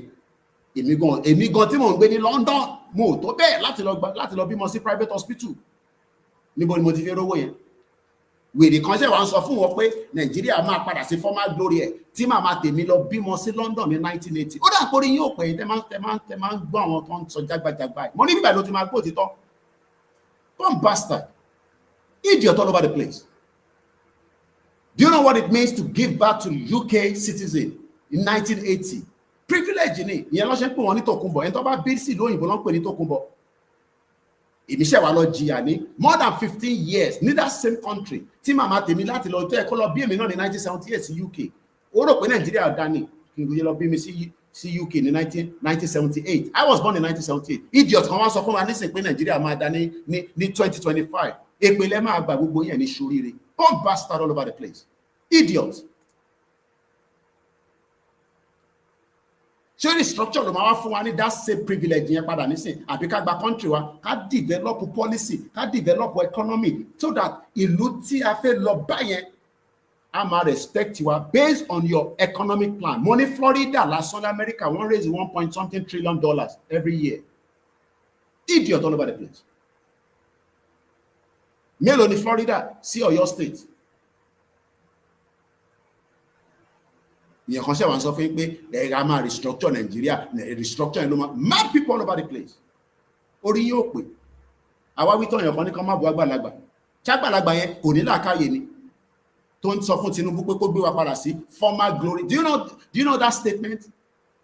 Tí Nigeria bá máa wà ní former glory, so Tinubu ló máa wá gbé wa padà síbẹ̀. Mélòó ni Tinubu tó lè gbé padà sí former glory? Kọ́lọ̀ fún lẹ́mí gúgú kó fún lálàáfíà kó bá wa wà pẹ̀lú ẹ̀ kí Fúlàní máa pa síbi tó wà yẹn. Torí wọ́n fẹ́ pa àwọn alálẹ̀ ló ṣì ń cover ẹ̀ Tinubu. Ó yẹ kó ti pàdánù tẹ́ ẹ bá mọ̀. Àwọn alálẹ̀ ló ṣì ń fi ààbò ẹ̀ lọ fi ń bo Tinubu mọ́lẹ̀. Ó yẹ kó ti pàdánù. Yar'Adua ṣe tó yẹ kó tó yanjú. Mélòó ni Tinubu wá ti yanjú ẹ̀ dànù. Òun náà dẹ̀ dúró. Torí òun náà máa ṣe oríṣiríṣi ẹrù pé Jésù àtànábì ni Tinubu lò. Òun náà máa ó ní babaláwo tí wọ́n máa consult ojoojúmọ́. Ṣe inú atẹ́gùn ni wọ́n máa tó bá ṣe nǹkan sínú atẹ́gùn fún apádànù. Àwọn Fúlàní lẹ́ ń bá ṣeré bẹ́yẹn. Mélòó ni Tinubu wọ̀ pa Abíọ́lá ni? Gbogbo Abíọ́lá tẹ̀ ń pariwo Abíọ́lá MK wọ́n pàdánù sí Àbújá. Wọ́n pa orí ìjókòó rọ́pá sí lẹ́yìn ìgbà tó mu tí ìtàn. Ẹ lọ gbọ́ report Condoleezza Rice, former secretary of the United States. Idiot all over the place. Ẹ nílà káyè kọ̀ọ̀kan ìkọjú social media. Àwọn bàbá òfò kan wá ń jáde wọ́n sọ fún pé a máa restructure Nàìjíríà. Àwọn dẹ̀ ń ṣe fídíò wọn káàkiri wá ní ká má tètè jáde ká tètè jẹ́ kẹ́ẹ̀mí ẹ̀ kó padà síbi tí ó yẹ kó wà. Tábà ti gba country ká mọ̀ báyìí ti gba country. Bọ̀ kíyàn kan ṣe máa ń sọ fún wa pé ìjẹ́ Tinubu máa gbé wa padà sí former glory. Former glory òṣìwò. Which former glory lẹ́ ń sọ̀rọ̀ ẹ̀? Ẹ take time. Mo ní màmá mi bí ọmọ ó bí ọmọ ẹ̀ ìwọ́dí sì lọ́gbà tẹ̀gbá visa kó lọ bímọ sí London lórí private company tó máa cost ẹ̀. O tí lówó tó máa fi jẹun. O tí lówó tó fẹ́ fi bẹ̀rẹ̀ business. Àwa oríṣiríṣi àwọn èèyàn àwọn náà àwọn ṣe experiment ni o. Àwa súnmọ́ yàn kan adóúnjẹ ẹ̀nù àwa ṣe oríṣiríṣi poverty wá pọ̀ káàkiri olúkálukú wá ń lọ́gbọ̀n jìbìtì àti rí arúgbó jẹ́sẹ̀ ń dún o ẹ bá wa dáwó morí kan náà tó fún ní bag of rice méjì wọ́n fún ní ìyẹn ṣe yẹn òṣì yẹn la máa ṣe títí. Idiot all over the place, mad people all over the place. Orí gbogbo yóò pè àwa ń donate owó fáwọn èèyàn ṣé ìyẹn ló ń pè ní economic policy ṣé yẹ ká máa donate owó fáwọn èèyàn tó bá pè lù tó fẹ́ ṣiṣẹ́ pẹ̀lú Tinubu after 3 years kò jẹ́ ká ti mọ economic plan Tinubu kò sọ fún àwọn tó ń fẹ́ ṣe nìyẹn bí mo sọ fún yín ó náà ní economic plan tó ń fẹ́ fún wa ká máa fi gbádùn nínú Nàìjíríà láti ọtí Tinubu ti débẹ̀ ṣé kò ti yẹ ká máa gbádùn kí ló dé tí yà ń jẹ wá kí ló dé tá a wà sọ́fà táwọn sọ́fà lójoojúmọ́ nínú Nàìjíríà tẹ́yìn wèrè kan wá jáde ní sẹ́ńsọ fún wa pé ká lọ ṣe restructure kò ní dá fún gbogbo yẹn ní ṣoríire bomb bastard all over the place restructure ni àwọn olè àwọn jáde à ń sọ fún pé bàbá yẹn parọ́ ni èèyàn kan sọ fún wa pé ká má bọ àgbàlagbà ṣé àgbàlagbà nìyẹn ṣé àgbàlagbà tó danú nìyẹn tó bá tẹ̀ lọ lóyìnbó rí ó ṣà ń gbọ́ mo ní màmá tó bí èmi ó lọ bí ọmọ ẹ̀ sí London ní 1980 ní lọ bí last born wá sí UK ìwọ lọ bí ọmọ ẹ̀ sí Abuja lásán lọ sí hospital ìwọ lọ bí ọmọ ẹ̀ sí Abuja púpọ̀ ní tẹ̀ lówó bí ọmọ nísìn tẹ́ sínú general hospital tó ní bed tó ní anything tẹ́ ń gbé generator lọ sí UCH ní Ìbàdàn èèyàn kan ṣe àwọn sọ fún pé a máa padà sí former glory wa báyìí láti fẹ́ padà sínú former glory wa in this messed up shit hole country tó ń pè Nàìjíríà in tàn sọ fún yín nìyẹn idiot all over the place kí lẹ sọ sá bàbá Abámidélé wọn ní restructure cannot give our ọmọ aládé full control of our resources.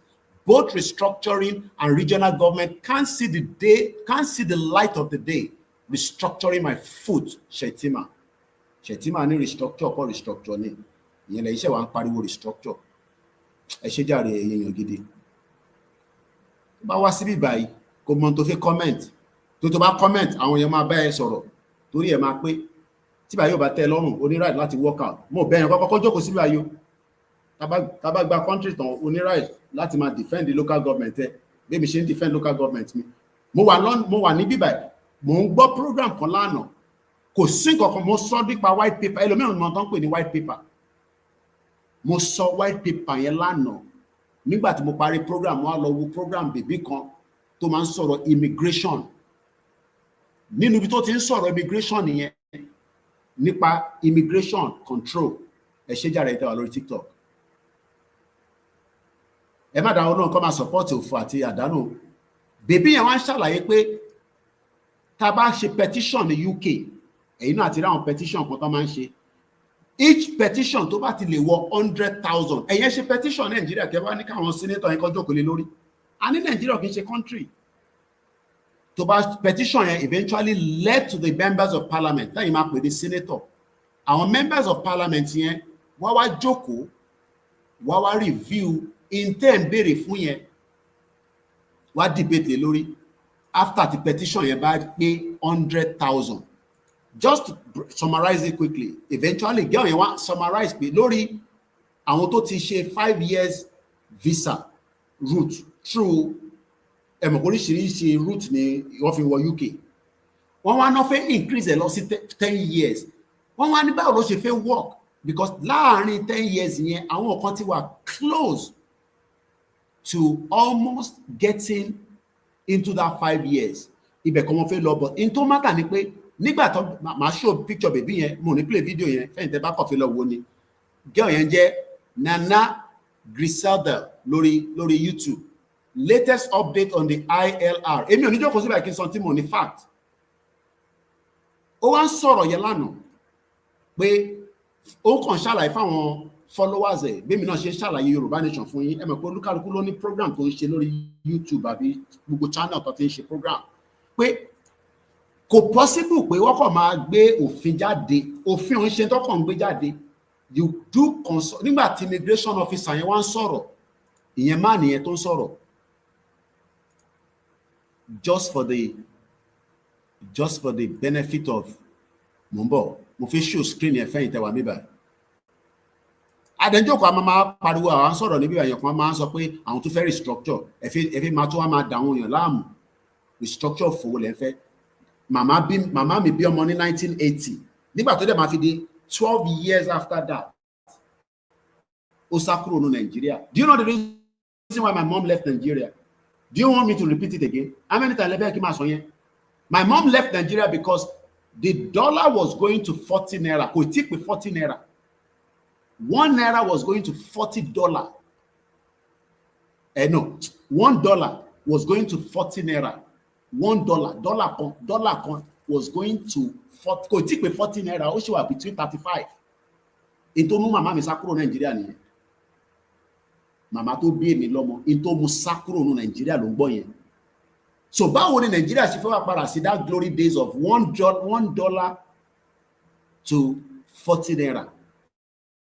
Ṣé tó bá padà kí màmá mi máa padà bọ̀ London kó máa padà bọ̀ Nàìjíríà? Because láti ìgbà yẹn kò tí padà wálé, ó kàn máa ń wálé on holiday, ibẹ̀ ló ń gbé, ibẹ̀ ló ti wá ṣiṣẹ́ tó ti retire. Ó retire ní sí wọ́n fún ní pension, wọ́n ń tọ́jú ẹ̀ medically.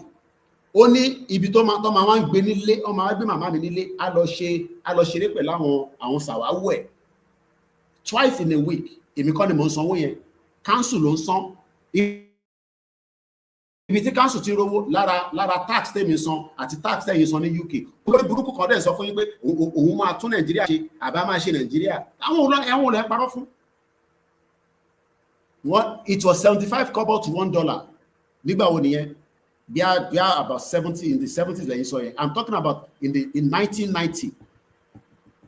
Kò tí wọ 40 naira. Ọ̀rọ̀ yẹn di ìjà láàrin màmá mi àtàbúrò ẹ̀. Níbo ló máa wá ká àwọn ọmọ yìí sí? Àwọn ọmọ kéékèèké láwọn ọmọ ẹ̀. Do you know what it means for a mother? Abiyamọ kó náà máa kó àwọn ọmọ òun sílẹ̀, òun lọ sí ìlú òyìnbó. Kí ló ń ṣe nílùú òyìnbó? Ó fi lọ bá wọn ṣiṣẹ́. Ẹni tó ń ṣe business, ẹni tó ń kó $100,000 tó ń lọ sí Futex tó fi lọ rajà. Ìyí bàbá kan wá ń jáde, wọ́n ṣẹ̀ ń sọ fẹ́yìn ní sí pé wọ́n ní ìyàn kan ló ń confirm ní ẹ̀. Ó ní I bought $1 for 30 naira in 1993. 1992 ni mo sì mi kúrò Nàìjíríà. Idiot all over the place.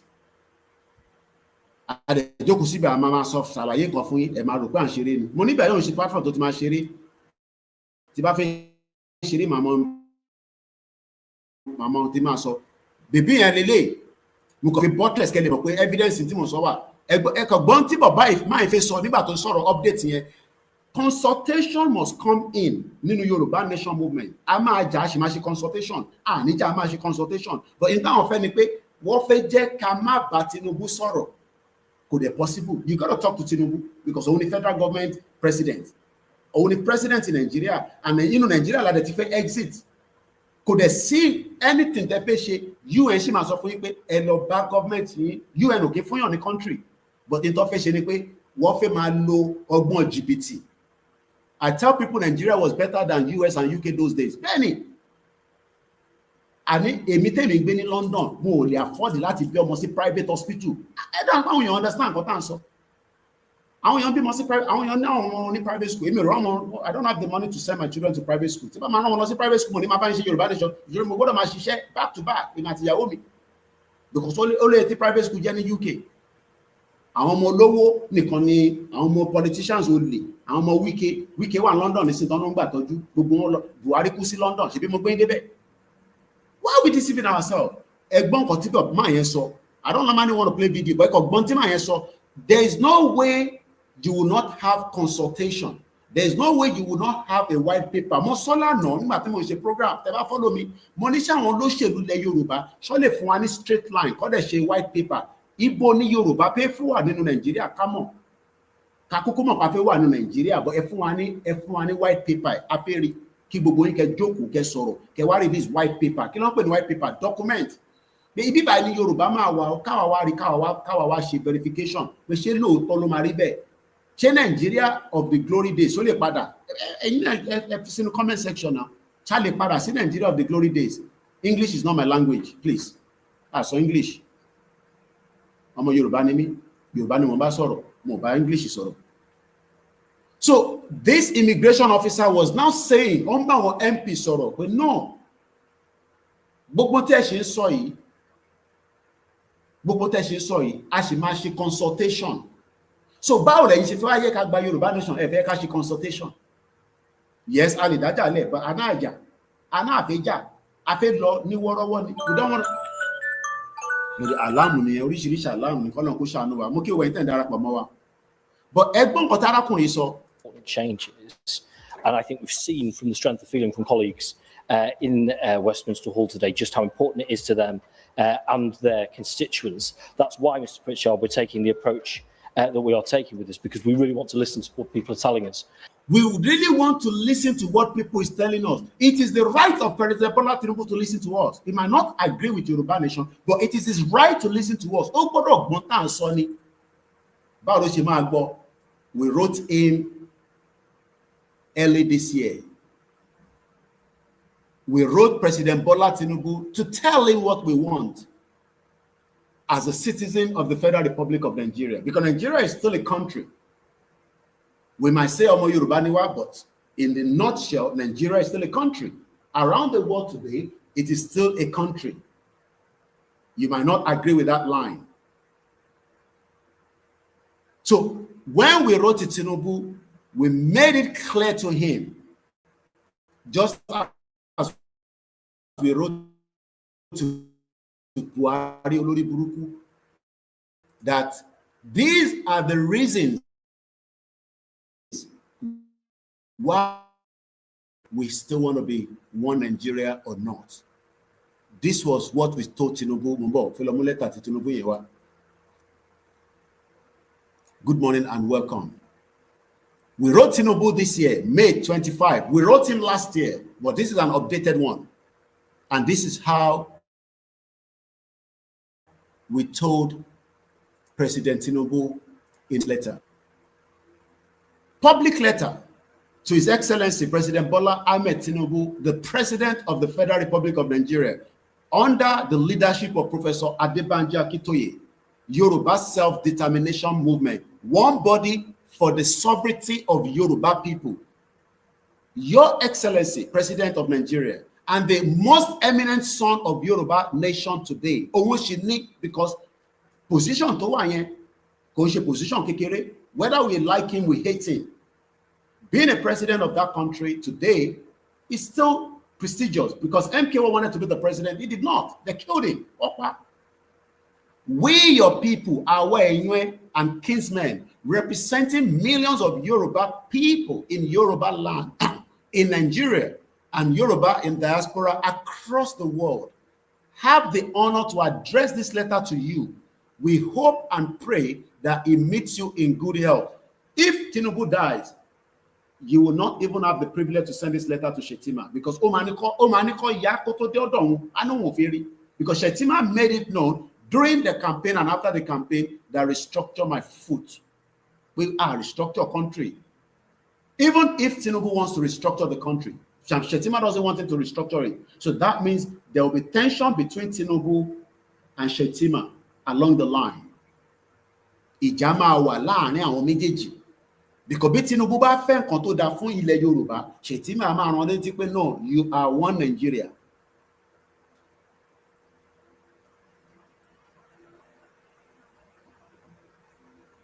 Mo ti sọ fún yín pé wèrè pọ̀ lórí TikTok, so ètò bá ti jẹ́ wèrè inú wọn ká tètè kick wọn out. You are not even in Nigeria. Kí ni ẹ ní ṣe pẹ̀lú nǹkan tá à ń sọ? You are not in Nigeria, wèrè. Gbogbo tí mo ti sọ pé mo wà Nigeria, ó tún ní you are not in Nigeria. Àwọn wèrè àtàsínwín. Ìrun àsùbá lọ fi kí yẹn kọ́lọ́n jẹ́ kó bá wa lára mu lẹ́nu. Àrí kájí jẹ. Fúlàní ò ní jẹ́ ẹgbẹ́, ó jẹ́ sàmì. Àìmọ̀ tí Fúlàní ti padà nù nílẹ̀ Yorùbá o. Títí ò ní jẹ́ mọ́lẹ̀ o. Gbogbo títí tí mo rí tó wà Nàìjíríà ní South West yẹn, ó ń jẹ́ èèyàn mọ́lẹ̀ o. So kí la fi buttress ká padà sọ́dọ̀ Adéníran torí ó ti pé 1 hour, ọdún yìí ti pé 1 hour. Ó ní pé Adéníran jáde, ó wá ń sọ fún àwọn èèyàn pé a fẹ́ restructure Nigeria. Àwa wá ń sọ pé báwo ni restructure ṣe fẹ́ work? At what point is it going to work? It is not likely to work. Nigeria failed to be restructured. Not even talking about regional government. You cannot get all that anymore. It is too late. So while I didn't know, like I said, back in 2023, after he left Nigeria in 2021, as one of the leaders of the movement, reason to say law, we don't know. But in a statement to call nígbà tó padà sí Nigeria, ìyẹn Wálé Adéníran, ó ní kí Tinubu jọ kó return Nigeria to the former glory. Mo wá ń béèrè lọ́wọ́ ẹ̀yin tẹ́ ń wò mí, gbogbo ẹ̀yin tẹ́ ń gbọ́ mi, pé ṣó possible pé Tinubu lè gbé wa padà sí former glory. Tó bá lè gbé wa, kí ló dé tó yẹ pé the first tenure of Tinubu has failed everybody. Expectation tá wá látọ̀dọ̀ Tinubu wà rí. Ó fẹ́ Yorùbá nation, fáwọn èèyàn ní fọkànbalẹ̀ náà, káwọn èèyàn lè rìn láàrin ìlú. Ṣé bóun ni president kó gbogbo sójà lọ sí Kwara, kó pa gbogbo àwọn Fúlàní yẹn tó ń yọ wá lẹ́nu, kí ló dé tó lè ṣe? Ṣé wọ́n so lẹ́pọ̀n ni? Ṣé wọ́n dìmú lẹ́sẹ̀ ni? Ṣé bóun ni president? Ṣé president ò lè pàṣẹ ni? Ṣé mi ni president? Ṣé àwa Yorùbá nation? Ṣé Bàbá Akíntóyè ni president tó máa sọ pé ẹ̀yà ọ̀wọ̀ tẹ́ ń pè Ìgbòho lójoojúmọ́? Kí ló dé tẹ́ pé Tinubu tó jẹ́ pé Ìgbòho là ń pè? Ìbéèrè, ṣebí Tinubu ni president?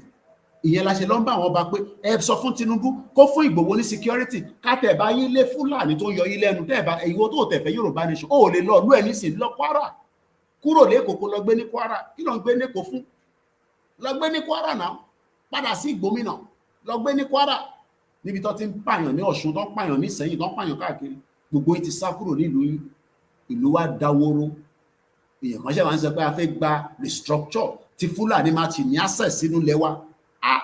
Tá a bá máa gba Fúlàní, ó gbọ́dọ̀ gba visa wọlé ni. A fẹ́ mọ irú Fúlàní tó jẹ́, kò ń ṣe Fúlàní nísìnyí tó ti bẹ̀rẹ̀ sí tó máa ń dìbò, tó máa kó àwọn èèyàn wá láti gbogbo ọ̀nà Mali nǹkan tó máa fún wọn ní PVC. Ṣèbí gbogbo ẹlẹ́gbọ́n, ṣé kí n lọ mú jáde? Gbogbo ẹlẹ́gbọ́n pé wọ́n fún wọn ní PVC. Let's go further. Adeniran recall the pivotal role Tinubu played. Gbogbo yẹn la mọ̀. Máa ṣàlàyé tí Tinubu ṣe ní Nàdẹ́kò. Àwọn Nàdẹ́kò gan wọ́n ṣe bá Tinubu jà. President Nàdẹ́kò bá mi sọ̀rọ̀ láti Amẹ́ríkà. So gbogbo ọ̀rọ̀ Nàdẹ́kò yẹn gbogbo alamọ bó ṣe ń lọ. Some of us have been at the forefront of the struggle for Yoruba self-determination in recent times. When we felt our people were confronted with essential threats, he noted. Adeniran ló sọ̀rọ̀ yìí. Ibi tẹ́tí máa mọ̀ pé bíyàn bá ní dementia, àwa máa ń mọ̀ torí ìlú òyìnbó lè ní gbé. Tó bá ti ní dementia, wàá máa sọ kábàkábà kóbókóbó, eléyìí ọ̀rọ̀ ẹ̀ fi straight mọ́. But ìyàn mí pé o lè nítọ́jú, wàá máa fún ẹ lóògùn ni, wàá dẹ̀ máa fún ẹ ní ìtọ́jú ni. Adeniran reminded President Tinubu of the issues highlighted in his inauguration address, such as security, poverty, jobs, electricity. Èwo ni Tinubu ṣe fún yín? Èwo ni Tinubu ṣe? Security, has Tinubu done it? Poverty, ṣó ti yọ kúrò láyé yín? Ìyàn mélòó, iṣẹ́ mélòó ló ti rí ṣe láti ìgbà tí Tinubu ti dé? Iṣẹ́ mélòó lẹ ti dálẹ̀? Nígbà tí Tinubu dé, ṣe bẹ́ẹ̀ kú iṣẹ́ pọ̀ nílẹ̀ Yorùbá ni. Ká dáṣẹ́ sílẹ̀ ní gbèríko. Ṣé o mọ àwọn tó ń jẹ́ kí UK kó run Operation UK? Ṣé kí ṣàlàyé fún ẹ? We call them the white van.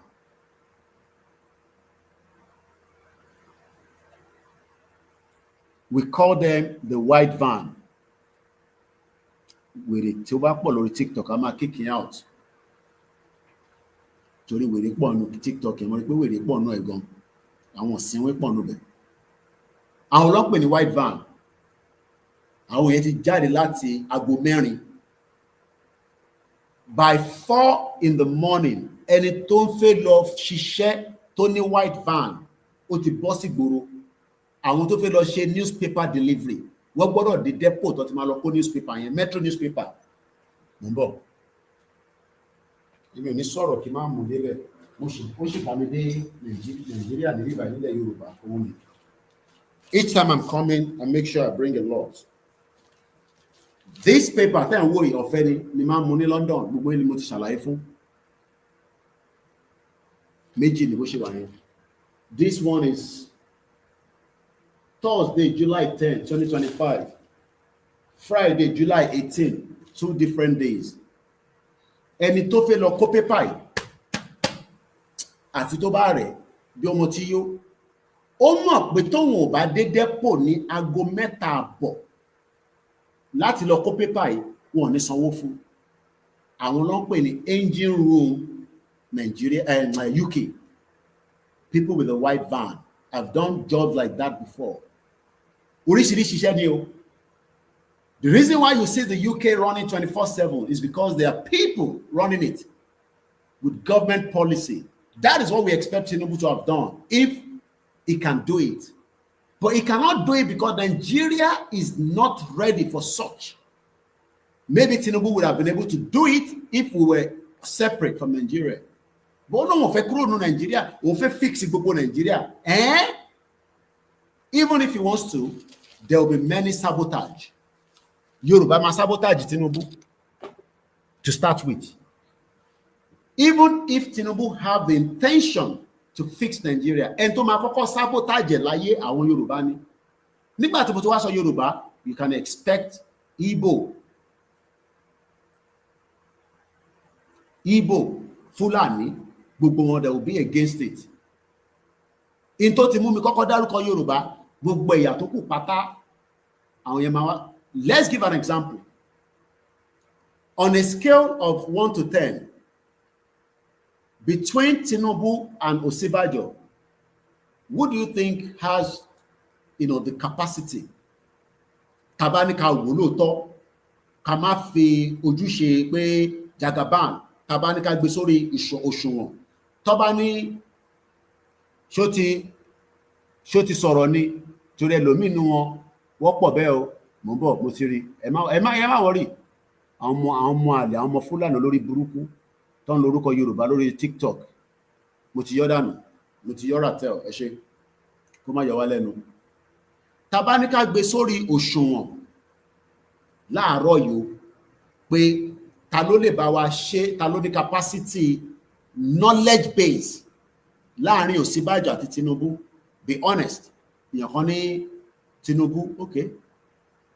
Mo ti yọ wèrè dànù, ọmọ Fúlàní ní olórí burúkú. Mo ti yọ dànù, ẹ ṣé gan ìtawà lórí TikTok. Ọmọ Yorùbá là ń bá sọ̀rọ̀, àbámọ̀ Fúlàní sọ̀rọ̀.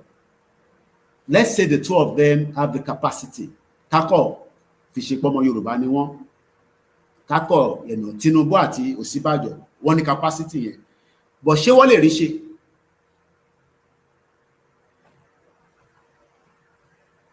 Àwọn kan ní Koiki ṣe sùúrù tí Tinubu bá débẹ̀ ní second term. I think he should have done it in the first time. Ó yẹ kó ti fi wèrè wọ́n. Tó bá yẹ pé gbogbo bá ṣe sọ pé Jagaban yẹn ó jẹ́ kó máa tì wọ́n mọ́lé ni. Mo fẹ́ dárúkọ ìlú kan nínú Áfríkà. Mo fẹ́ dárúkọ ìlú yẹn, ẹni tó bá ní òye ọ̀rọ̀ tí mo fẹ́ sọ èyí lè fi sínú comment section bọ́n mo ní sọ ìlú yẹn jáde. Wọ́n ní ìjọba president ìlú yẹn ó ń ti anybody mọ́lé ni. Ẹ gbọ́ mi yé. Ó ń ti anybody, ó ń tì wọ́n mọ́lé. No, Ratel èèyàn wa ni, ẹ fi Ratel sílẹ̀. Ratel movement èèyàn wa ni.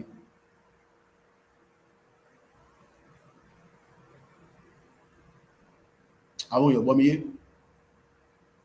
Àwọn kan ní give us Ọ̀ṣínbàjò and remove Tinubu. But what I'm trying to say that, but Ọ̀ṣínbàjò was there with Buhari, wọ́n relegate pátápátá.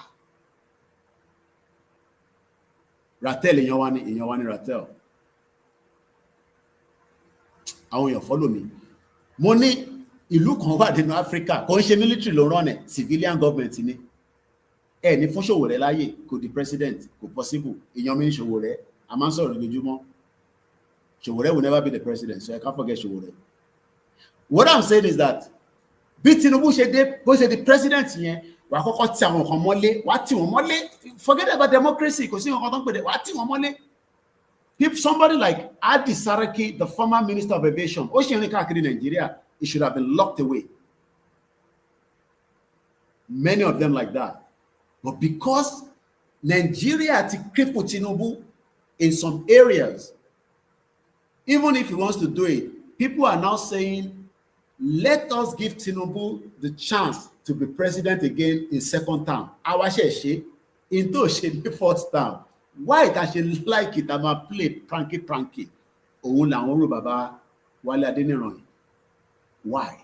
Why are we playing with the minds of the people? Let him come out and deal with them this tenure.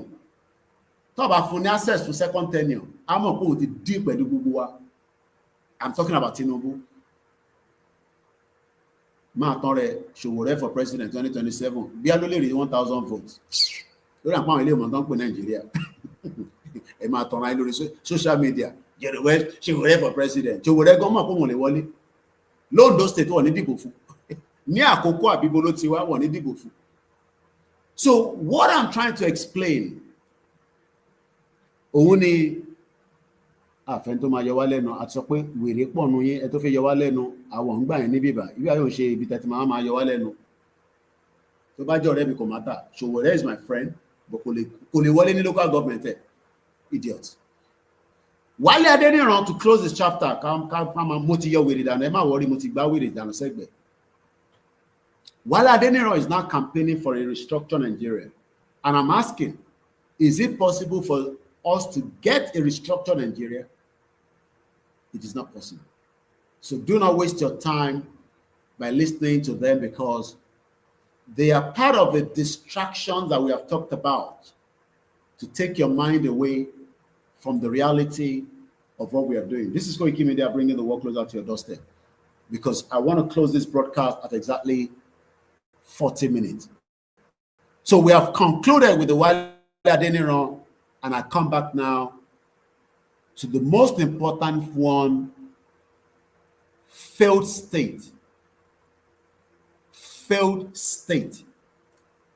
There are many failed states around the world, but today, Nigeria is a failed state, and I'll give you facts and bringing the work closer to your doorstep. We would appreciate every single one of you before the end of the broadcast in 40 minutes from now. And in the 15th, September 2025 is just 20 minutes to 6 a.m. from the southwest part of Nigeria, that is Yoruba. Mokeyi Yawa, as you are coming in the comment section. Let's go back now to the second phase of the conversation as quickly as possible. Failed state with a question mark. While Nigeria's fragile democracy is facing an uncertain future, can you guarantee a future in Nigeria? Nigeria is not even about to fail. It has failed already. Only if you're living in denial. If you're living in denial, you will say Nigeria is about to fail. Nigeria failed because I know from my own family, as far back as 1992, when my mom left Nigeria because it was a failed state. She was in Nigeria in the 80s when she gave birth to our last child in the United Kingdom on a private hospital. Private hospital. Do you know what that means? Kenya kúrò Nigeria kó lọ bí ọmọ sí London on a private hospital, not a politician, an ordinary citizen. Many of you will not be able to do that today. Not even many of you can give birth to your child in a general hospital, in your local government, in your state. Some can do it. We are not here to come and defend Nigeria.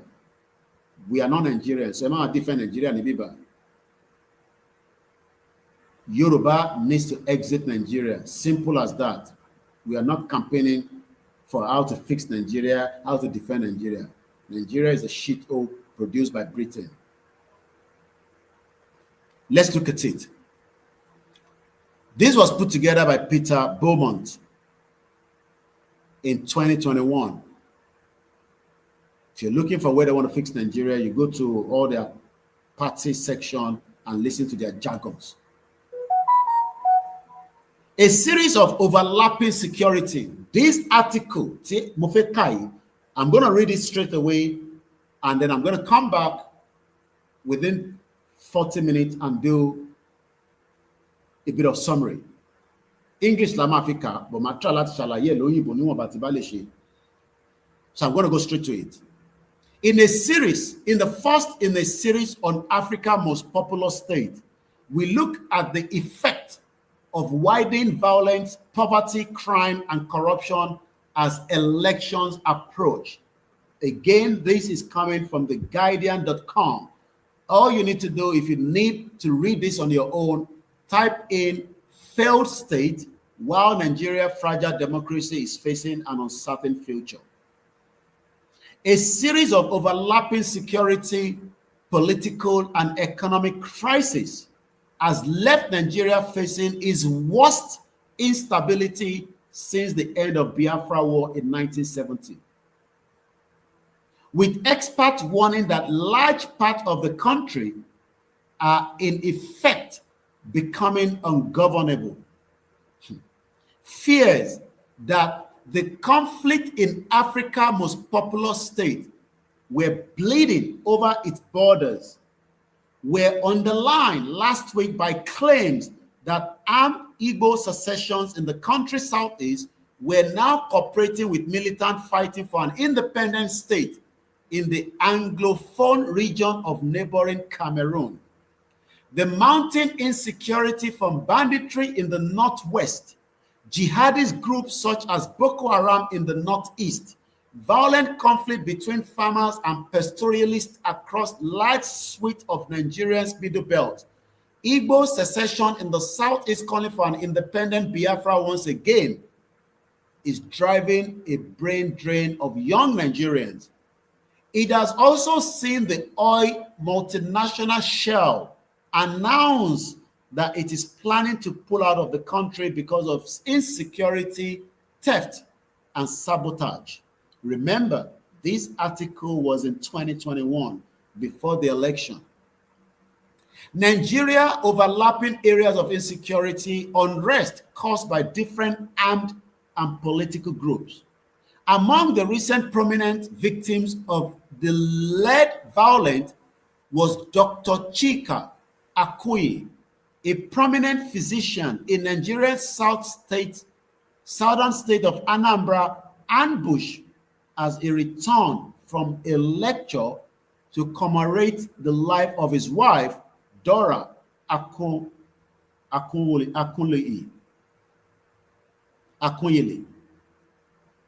who had been the head of the country's National Food and Drug Agency, who killed the widow, and his police guard remains unclear.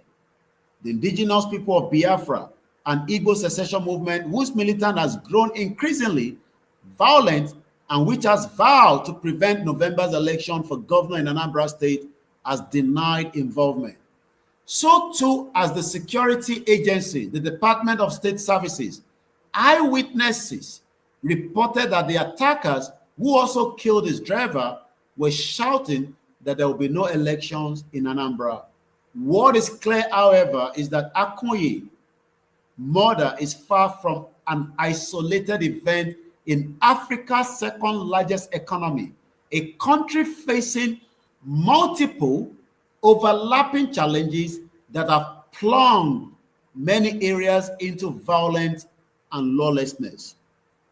From the Boko Haram jihadist insurgency in the north to the escalating conflict between farmers and the pastoralists, a growing piracy crisis in the Gulf of Guinea, and the newly embodied Igbo secessions Nigeria, under the presidency of the retired Army General Muhammadu Buhari since 2015, is facing a mounting sense of crisis as election approach in 2023.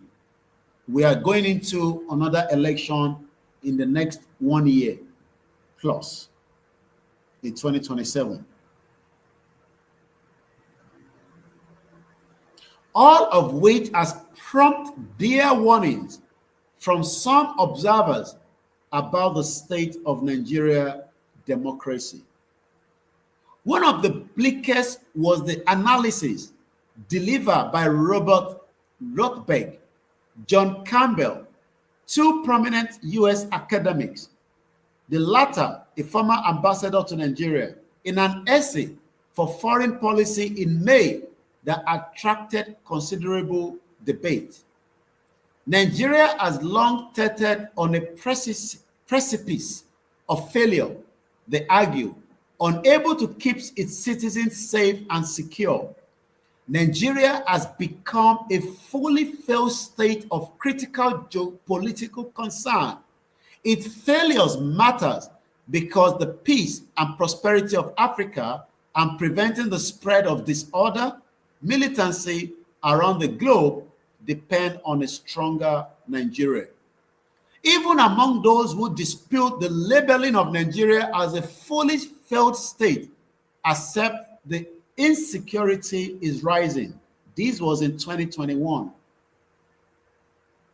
Multiply the amount of the insecurity that are still continue to grow in Nigeria across every part. On the 13th of September, 13 people, I believe, if I'm right with what I saw, I believe it was 13, if not a little bit more, was kidnapped in Zamfara. Many of you think that Tinubu will change the insecurity overnight, will allow food security. But the truth being known is that since 2021 till date, what has changed in the security architect of Nigeria? You can decide that yourself. I'll take that section back. Even among those who dispute the labeling of Nigeria as a fully failed state, accept that insecurity is rising. Nigeria Minister of Information and Culture, Lai Mohammed, accepts that insecurity exists, but insists the country is winning the war against its various insurgency. I'm sure you are hearing the same thing with this present government of Tinubu as well. Oh yes, there is insecurity, there's problem there and there, but we are tackling it, even though the director of the DSS made it known that Nigerians need to go and work out how to protect themselves. The military has come out to say they don't have the resources to defend every one of us and protect us against all kinds of criminals, most especially the terrorists that have become the backbone of pushing the indigenous people out of their land and overtaking it bit by bit. It's not going to happen in one day, but the more money you are feeding the terrorists by paying 10 million, which was the last one I heard from a Yoruba man that says that I paid 10.5 million naira cash to a terrorist, multiply that by 10 people, that's 100 million. What are they doing with it? Do you think that they are building houses? No, they are not. They are buying more weapons to kill you. I pity many lives in Nigeria that the same government, which is still APC, but a different person, is still also telling us exactly what Lai Mohammed, that old bagger, that fool that told Google to take down my YouTube channel because I was telling you the truth, but you refuse to accept the truth. The same Lai Mohammed, this same old fool bagger knew that Koikimedia was telling Nigerians the truth on my YouTube channel, but was suffering Google to take down that channel because of it destabilized Nigeria. Nigeria to destabilize Are. I am still here. Lai Mohammed has left you with his lies, but I am still standing. Because some of you that were attacking me then have now realized that you can't go back to your village. What in village? Leave Lagos State, go back to your state. Go back to your village. Go back to your village. Even those of you that are Igbo, they can't go back because they know what is happening in their own state. But what are the Yoruba? Once you now we build the Lagos. Which Lagos should not build? Idiot all over the place. If you can build Lagos, go and build Anambra, go and build Enugu, go and build Ikpoma. Leave Lagos alone. What the law? What the law? Ẹ sọ fún Cubana kó padà lọ sí ìlú ẹ̀, kó fi Lagos sílẹ̀, kó lọ dá club sí ìlú ẹ̀ now. Why is sitting in Lagos State? They can't leave Lagos State. Ẹ sọ fún Dangote kó jágbára ẹ̀, kó lọ sí north. I told you yesterday that Lagos is gone already. Lagos has been invaded. But stupid idiots will come here and tell you, oh, Lagos is still in our control. When Dangote built Lagos, with his money from the federal government and build refinery. You know, it's not refinery that he needed. He needed the water. Atlantic Ocean, don't need it. Let him go and build the same thing in the north. He can't, because Boko Haram will blow up that institution. Yes.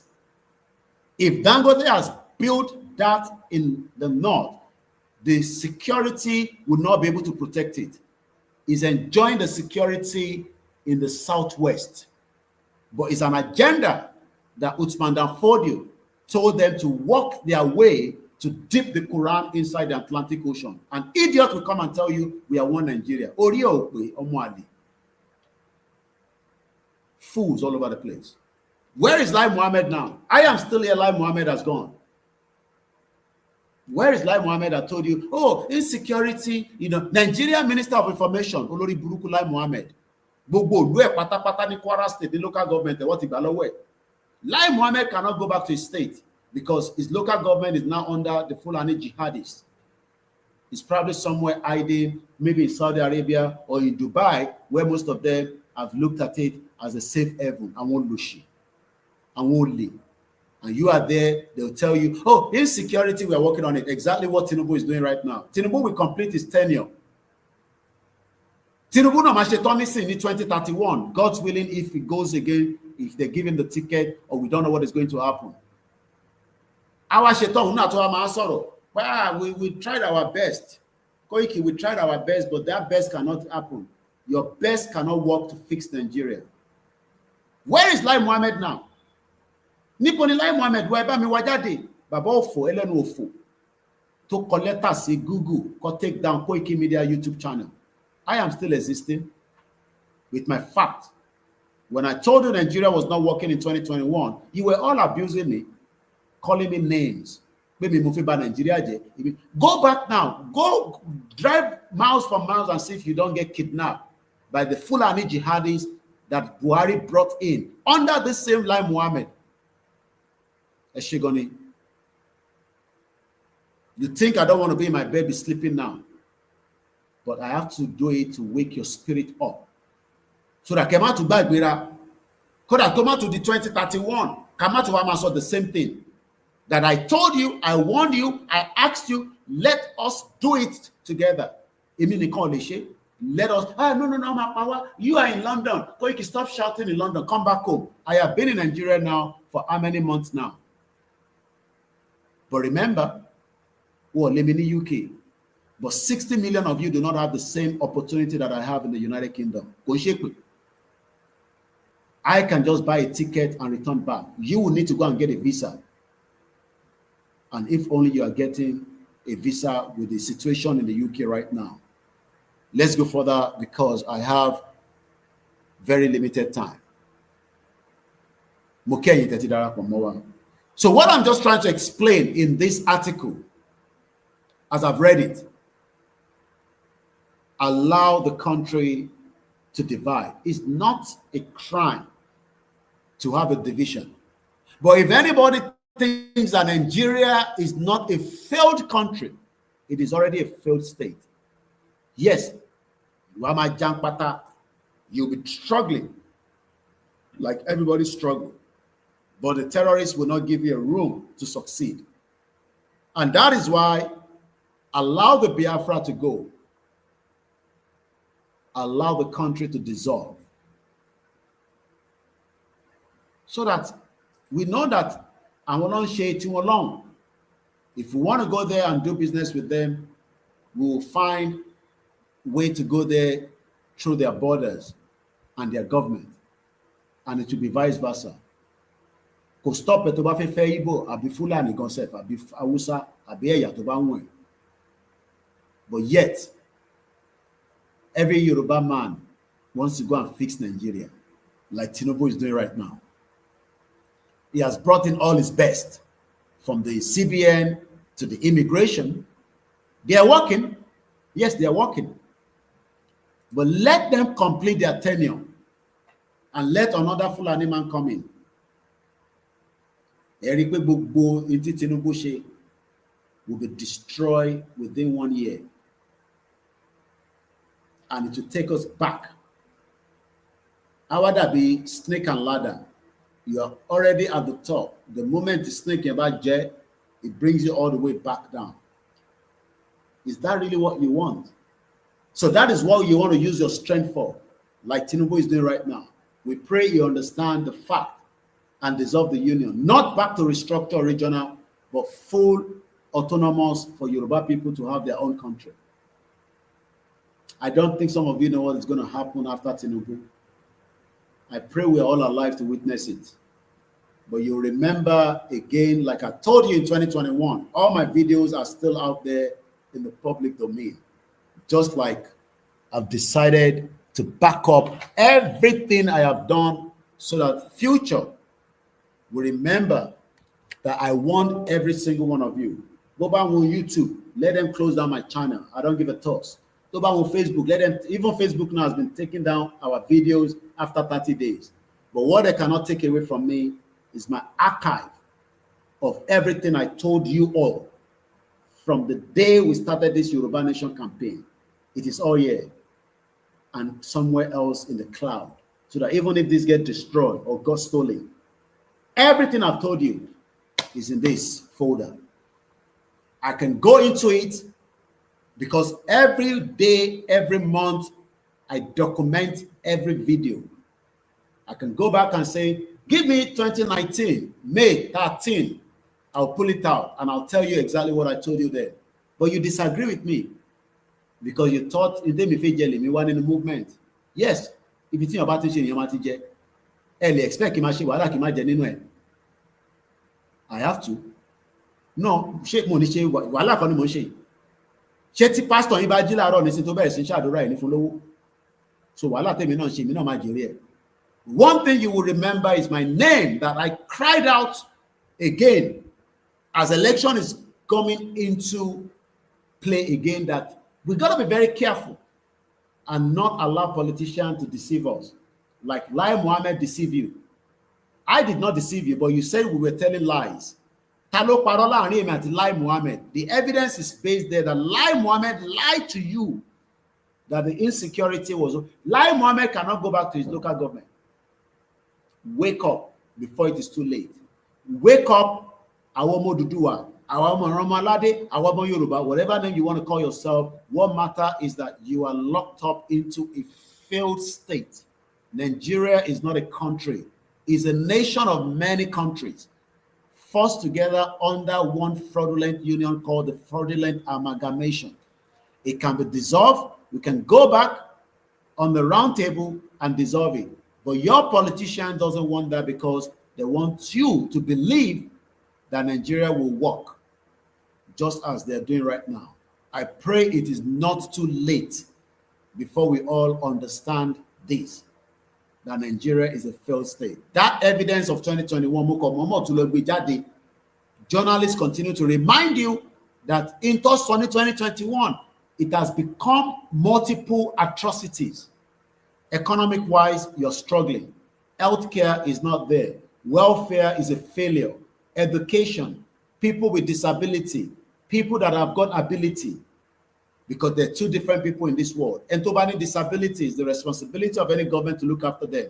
And to rolapa, and to roll say, and it don't tirori last one in UK, one for low, even though to ban lossy be share, because what it classify it as any physical challenge.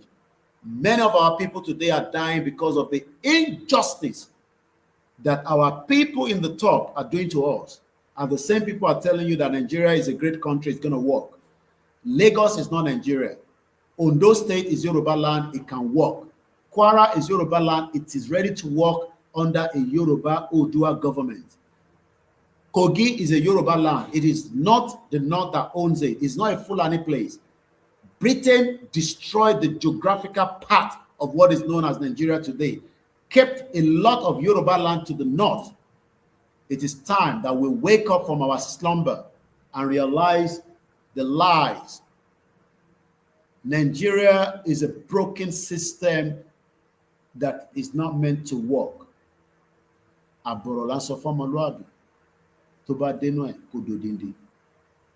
Hate me or like me, truth will always be told.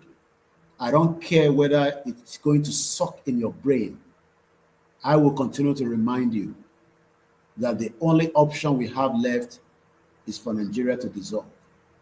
Kí a lè rí life wa lò, kí a lè rí future wa lò.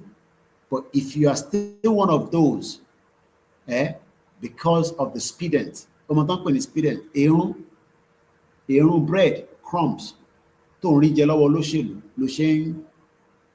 It's okay. I understand. Maybe I would have been in the same position if I was in Nigeria.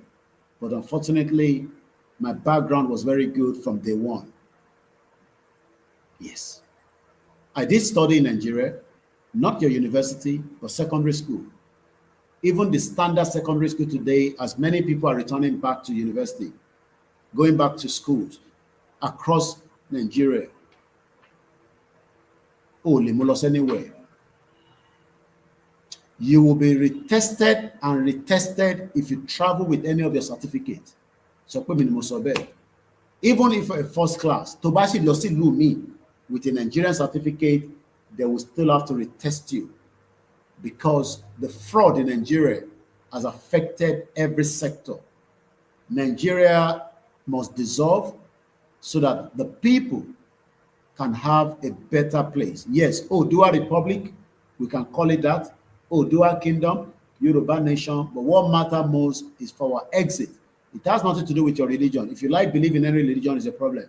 What matters is your freedom to me, because religion is not what I'm fighting for. What we demand is for us to have a full exit. And that is the audio. This one is just less than 25 minutes.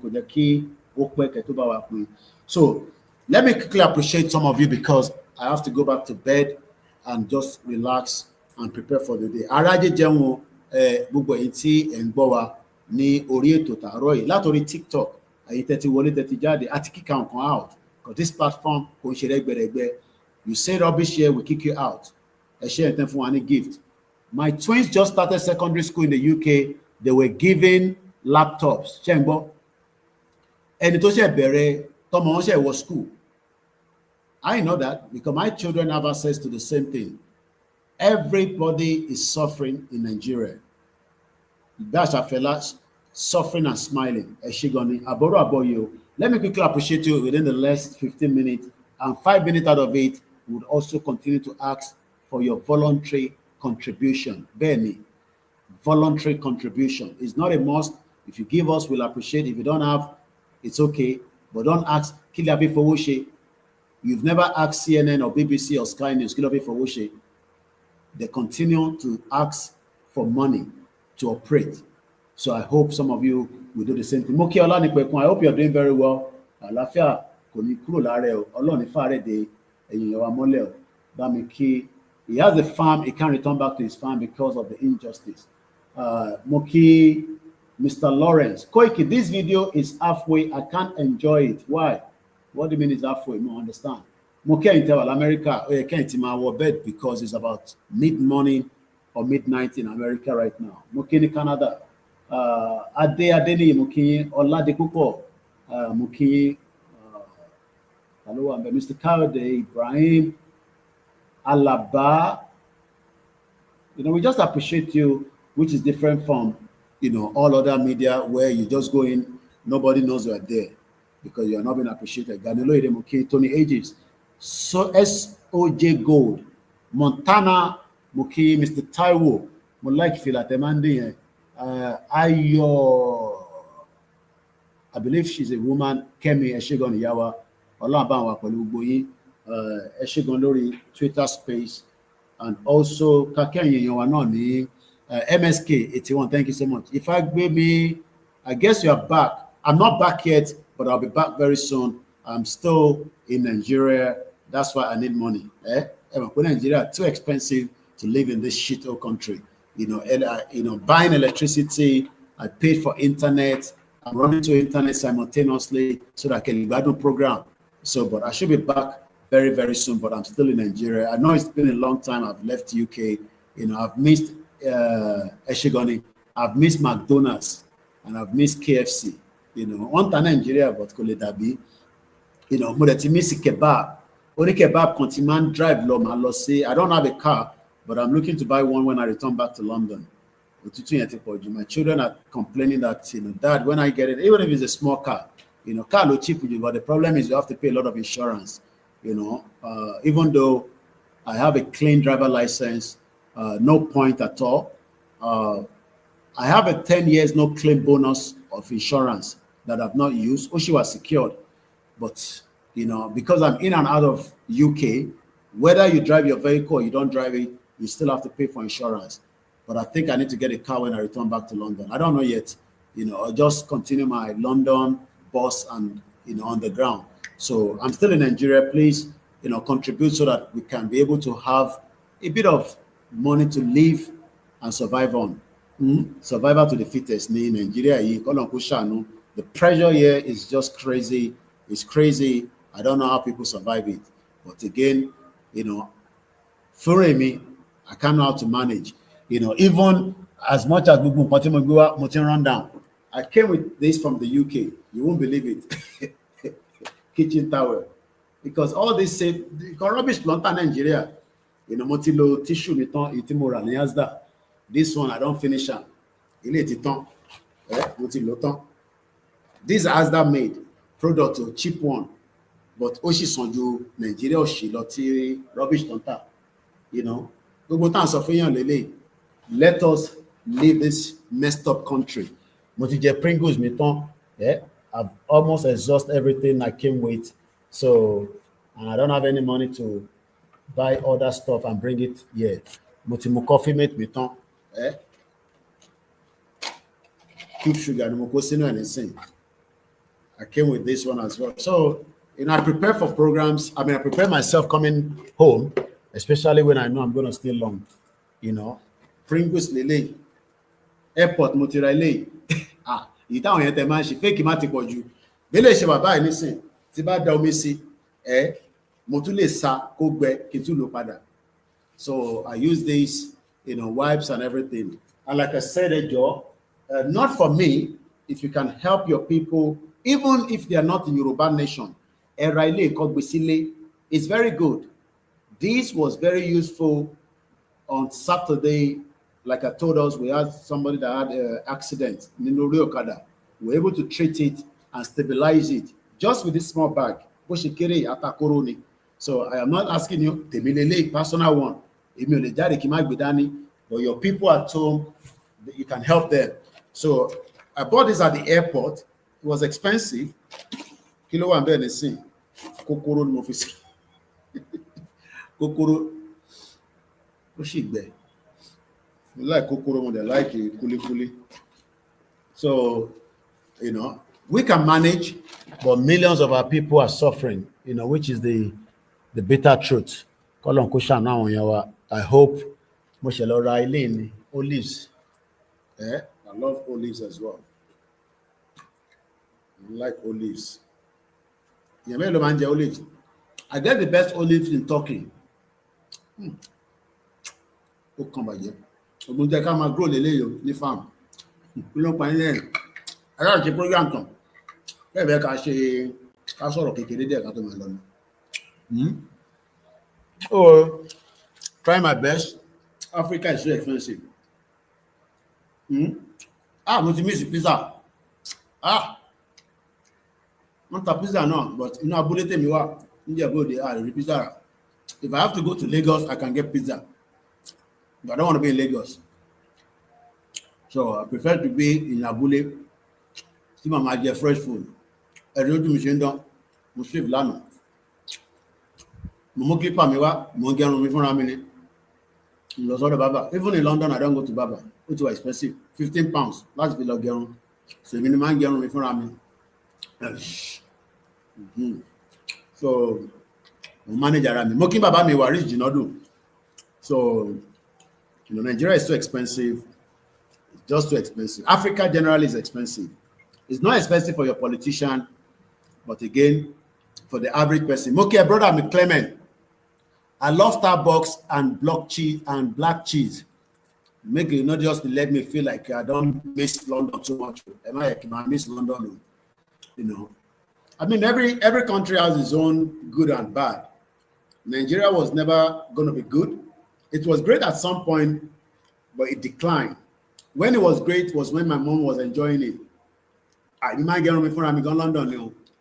I don't remember the last time I went to the barber shop. Especially somebody like me now, I gotta be very careful. You know, I'm not a public figure. I don't get anywhere. Back in the days, you know, I have barbers I still have a private barber I can call, he can come to the house. We've known him in the family for a very long time. So, Tibakwe, Omawa, I don't want to bother him. So, Moke, brother, I'm Clement, how have you been? I have coffee, but it's a local one I drink. I love coffee, but I have the big one here, but I don't like this one. I just bought it for my staff. Kenko.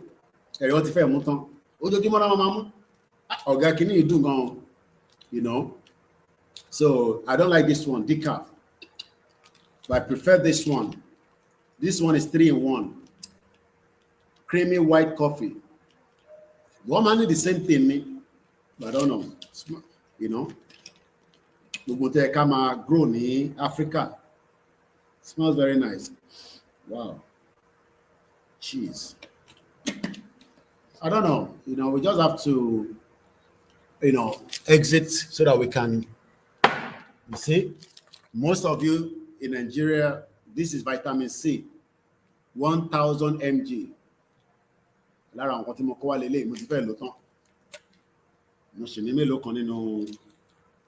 You know, bag me. I came with quite a lot of things that I can use for at least 3 months when I'm here. Moki engineer Dayo Eshegomi. When how are you? Most struggle more in Nigeria. Enugbe, that's what people tell. When they are broke, one enugbe. Yeah. And you hardly see brand new cash in this country. Tiba fe owo tuntun ma fowo rani. It's not like UK where you go to the bank, they give you brand new notes. Mama fowo ra owo. So these are a lot of things that, you know, I came with paracetamol, ibuprofen, oguntomafin, digbe. Though when I'm here for a very long time, you know, I try to stick to one water, and I don't drink pure water like most of you do. So momu ogun diarrhea wa to le digbe ni kíákíá tí bá lò nísìn á digbe yẹn lẹ́sẹ̀kẹsẹ̀, but I dúpẹ́ fọ́lọ́run pé àti ní diarrhea, because I'm very careful, especially what in ẹ má jẹun níta o Koiki, ẹ má jẹun kankan níta o.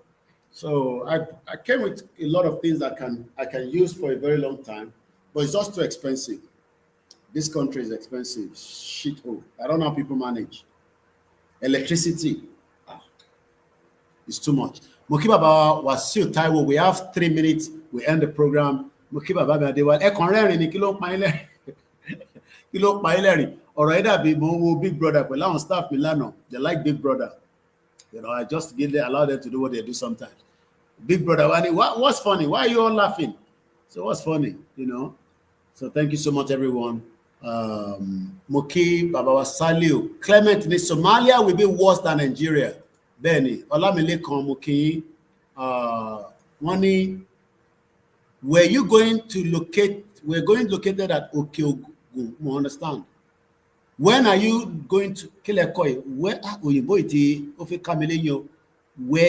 going located today at Okeogun? Los Okeogun. Ati lo Okeogun ni Saturday. Okeogun ke. I believe we're traveling tomorrow, but I need to confirm if that is still going ahead. But my update is later, Lenny, because we can't put us or nobody. Not on the 16th, but I have to check with the, you know, with those that are in charge of these Oloyes traveling inside Yoruba land.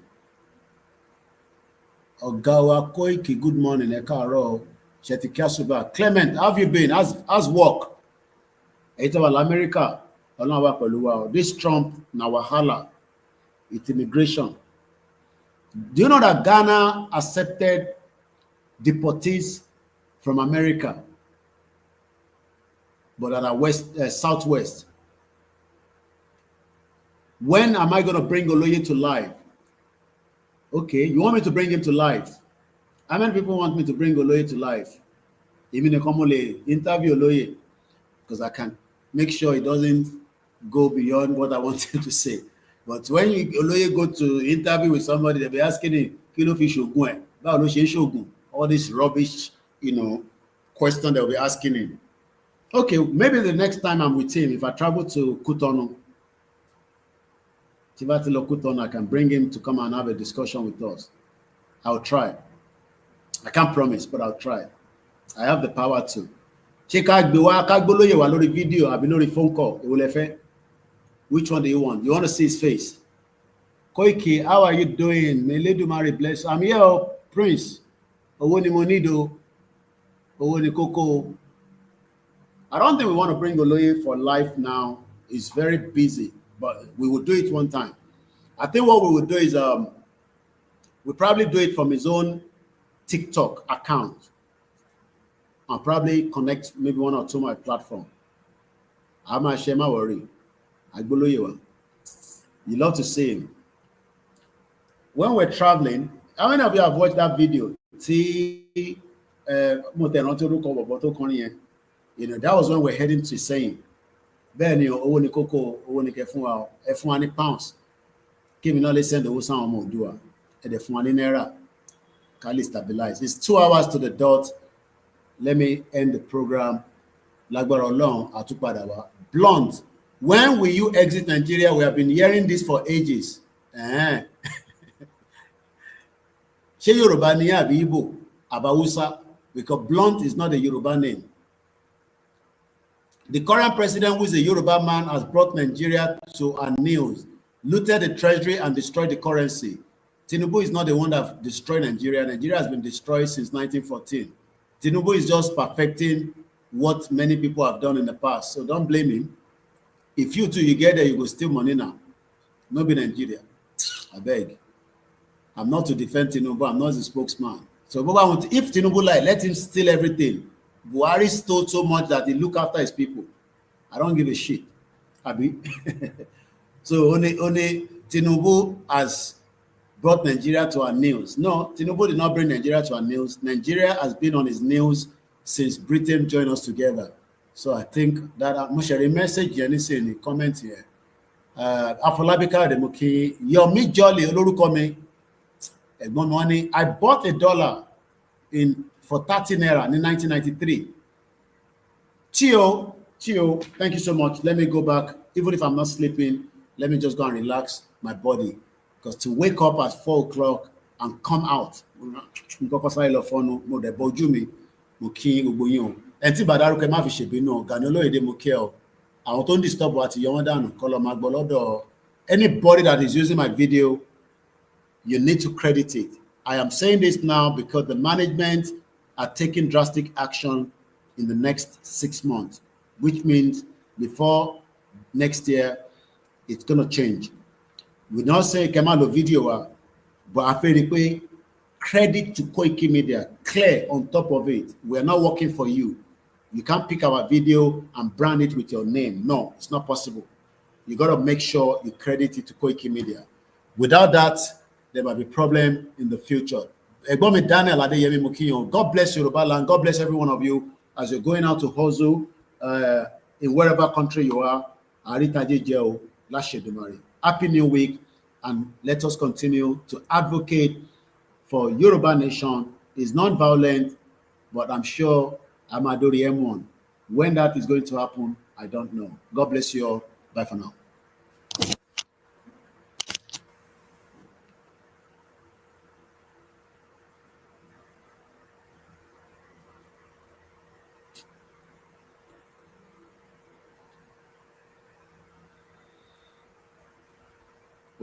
Bye for now. Thank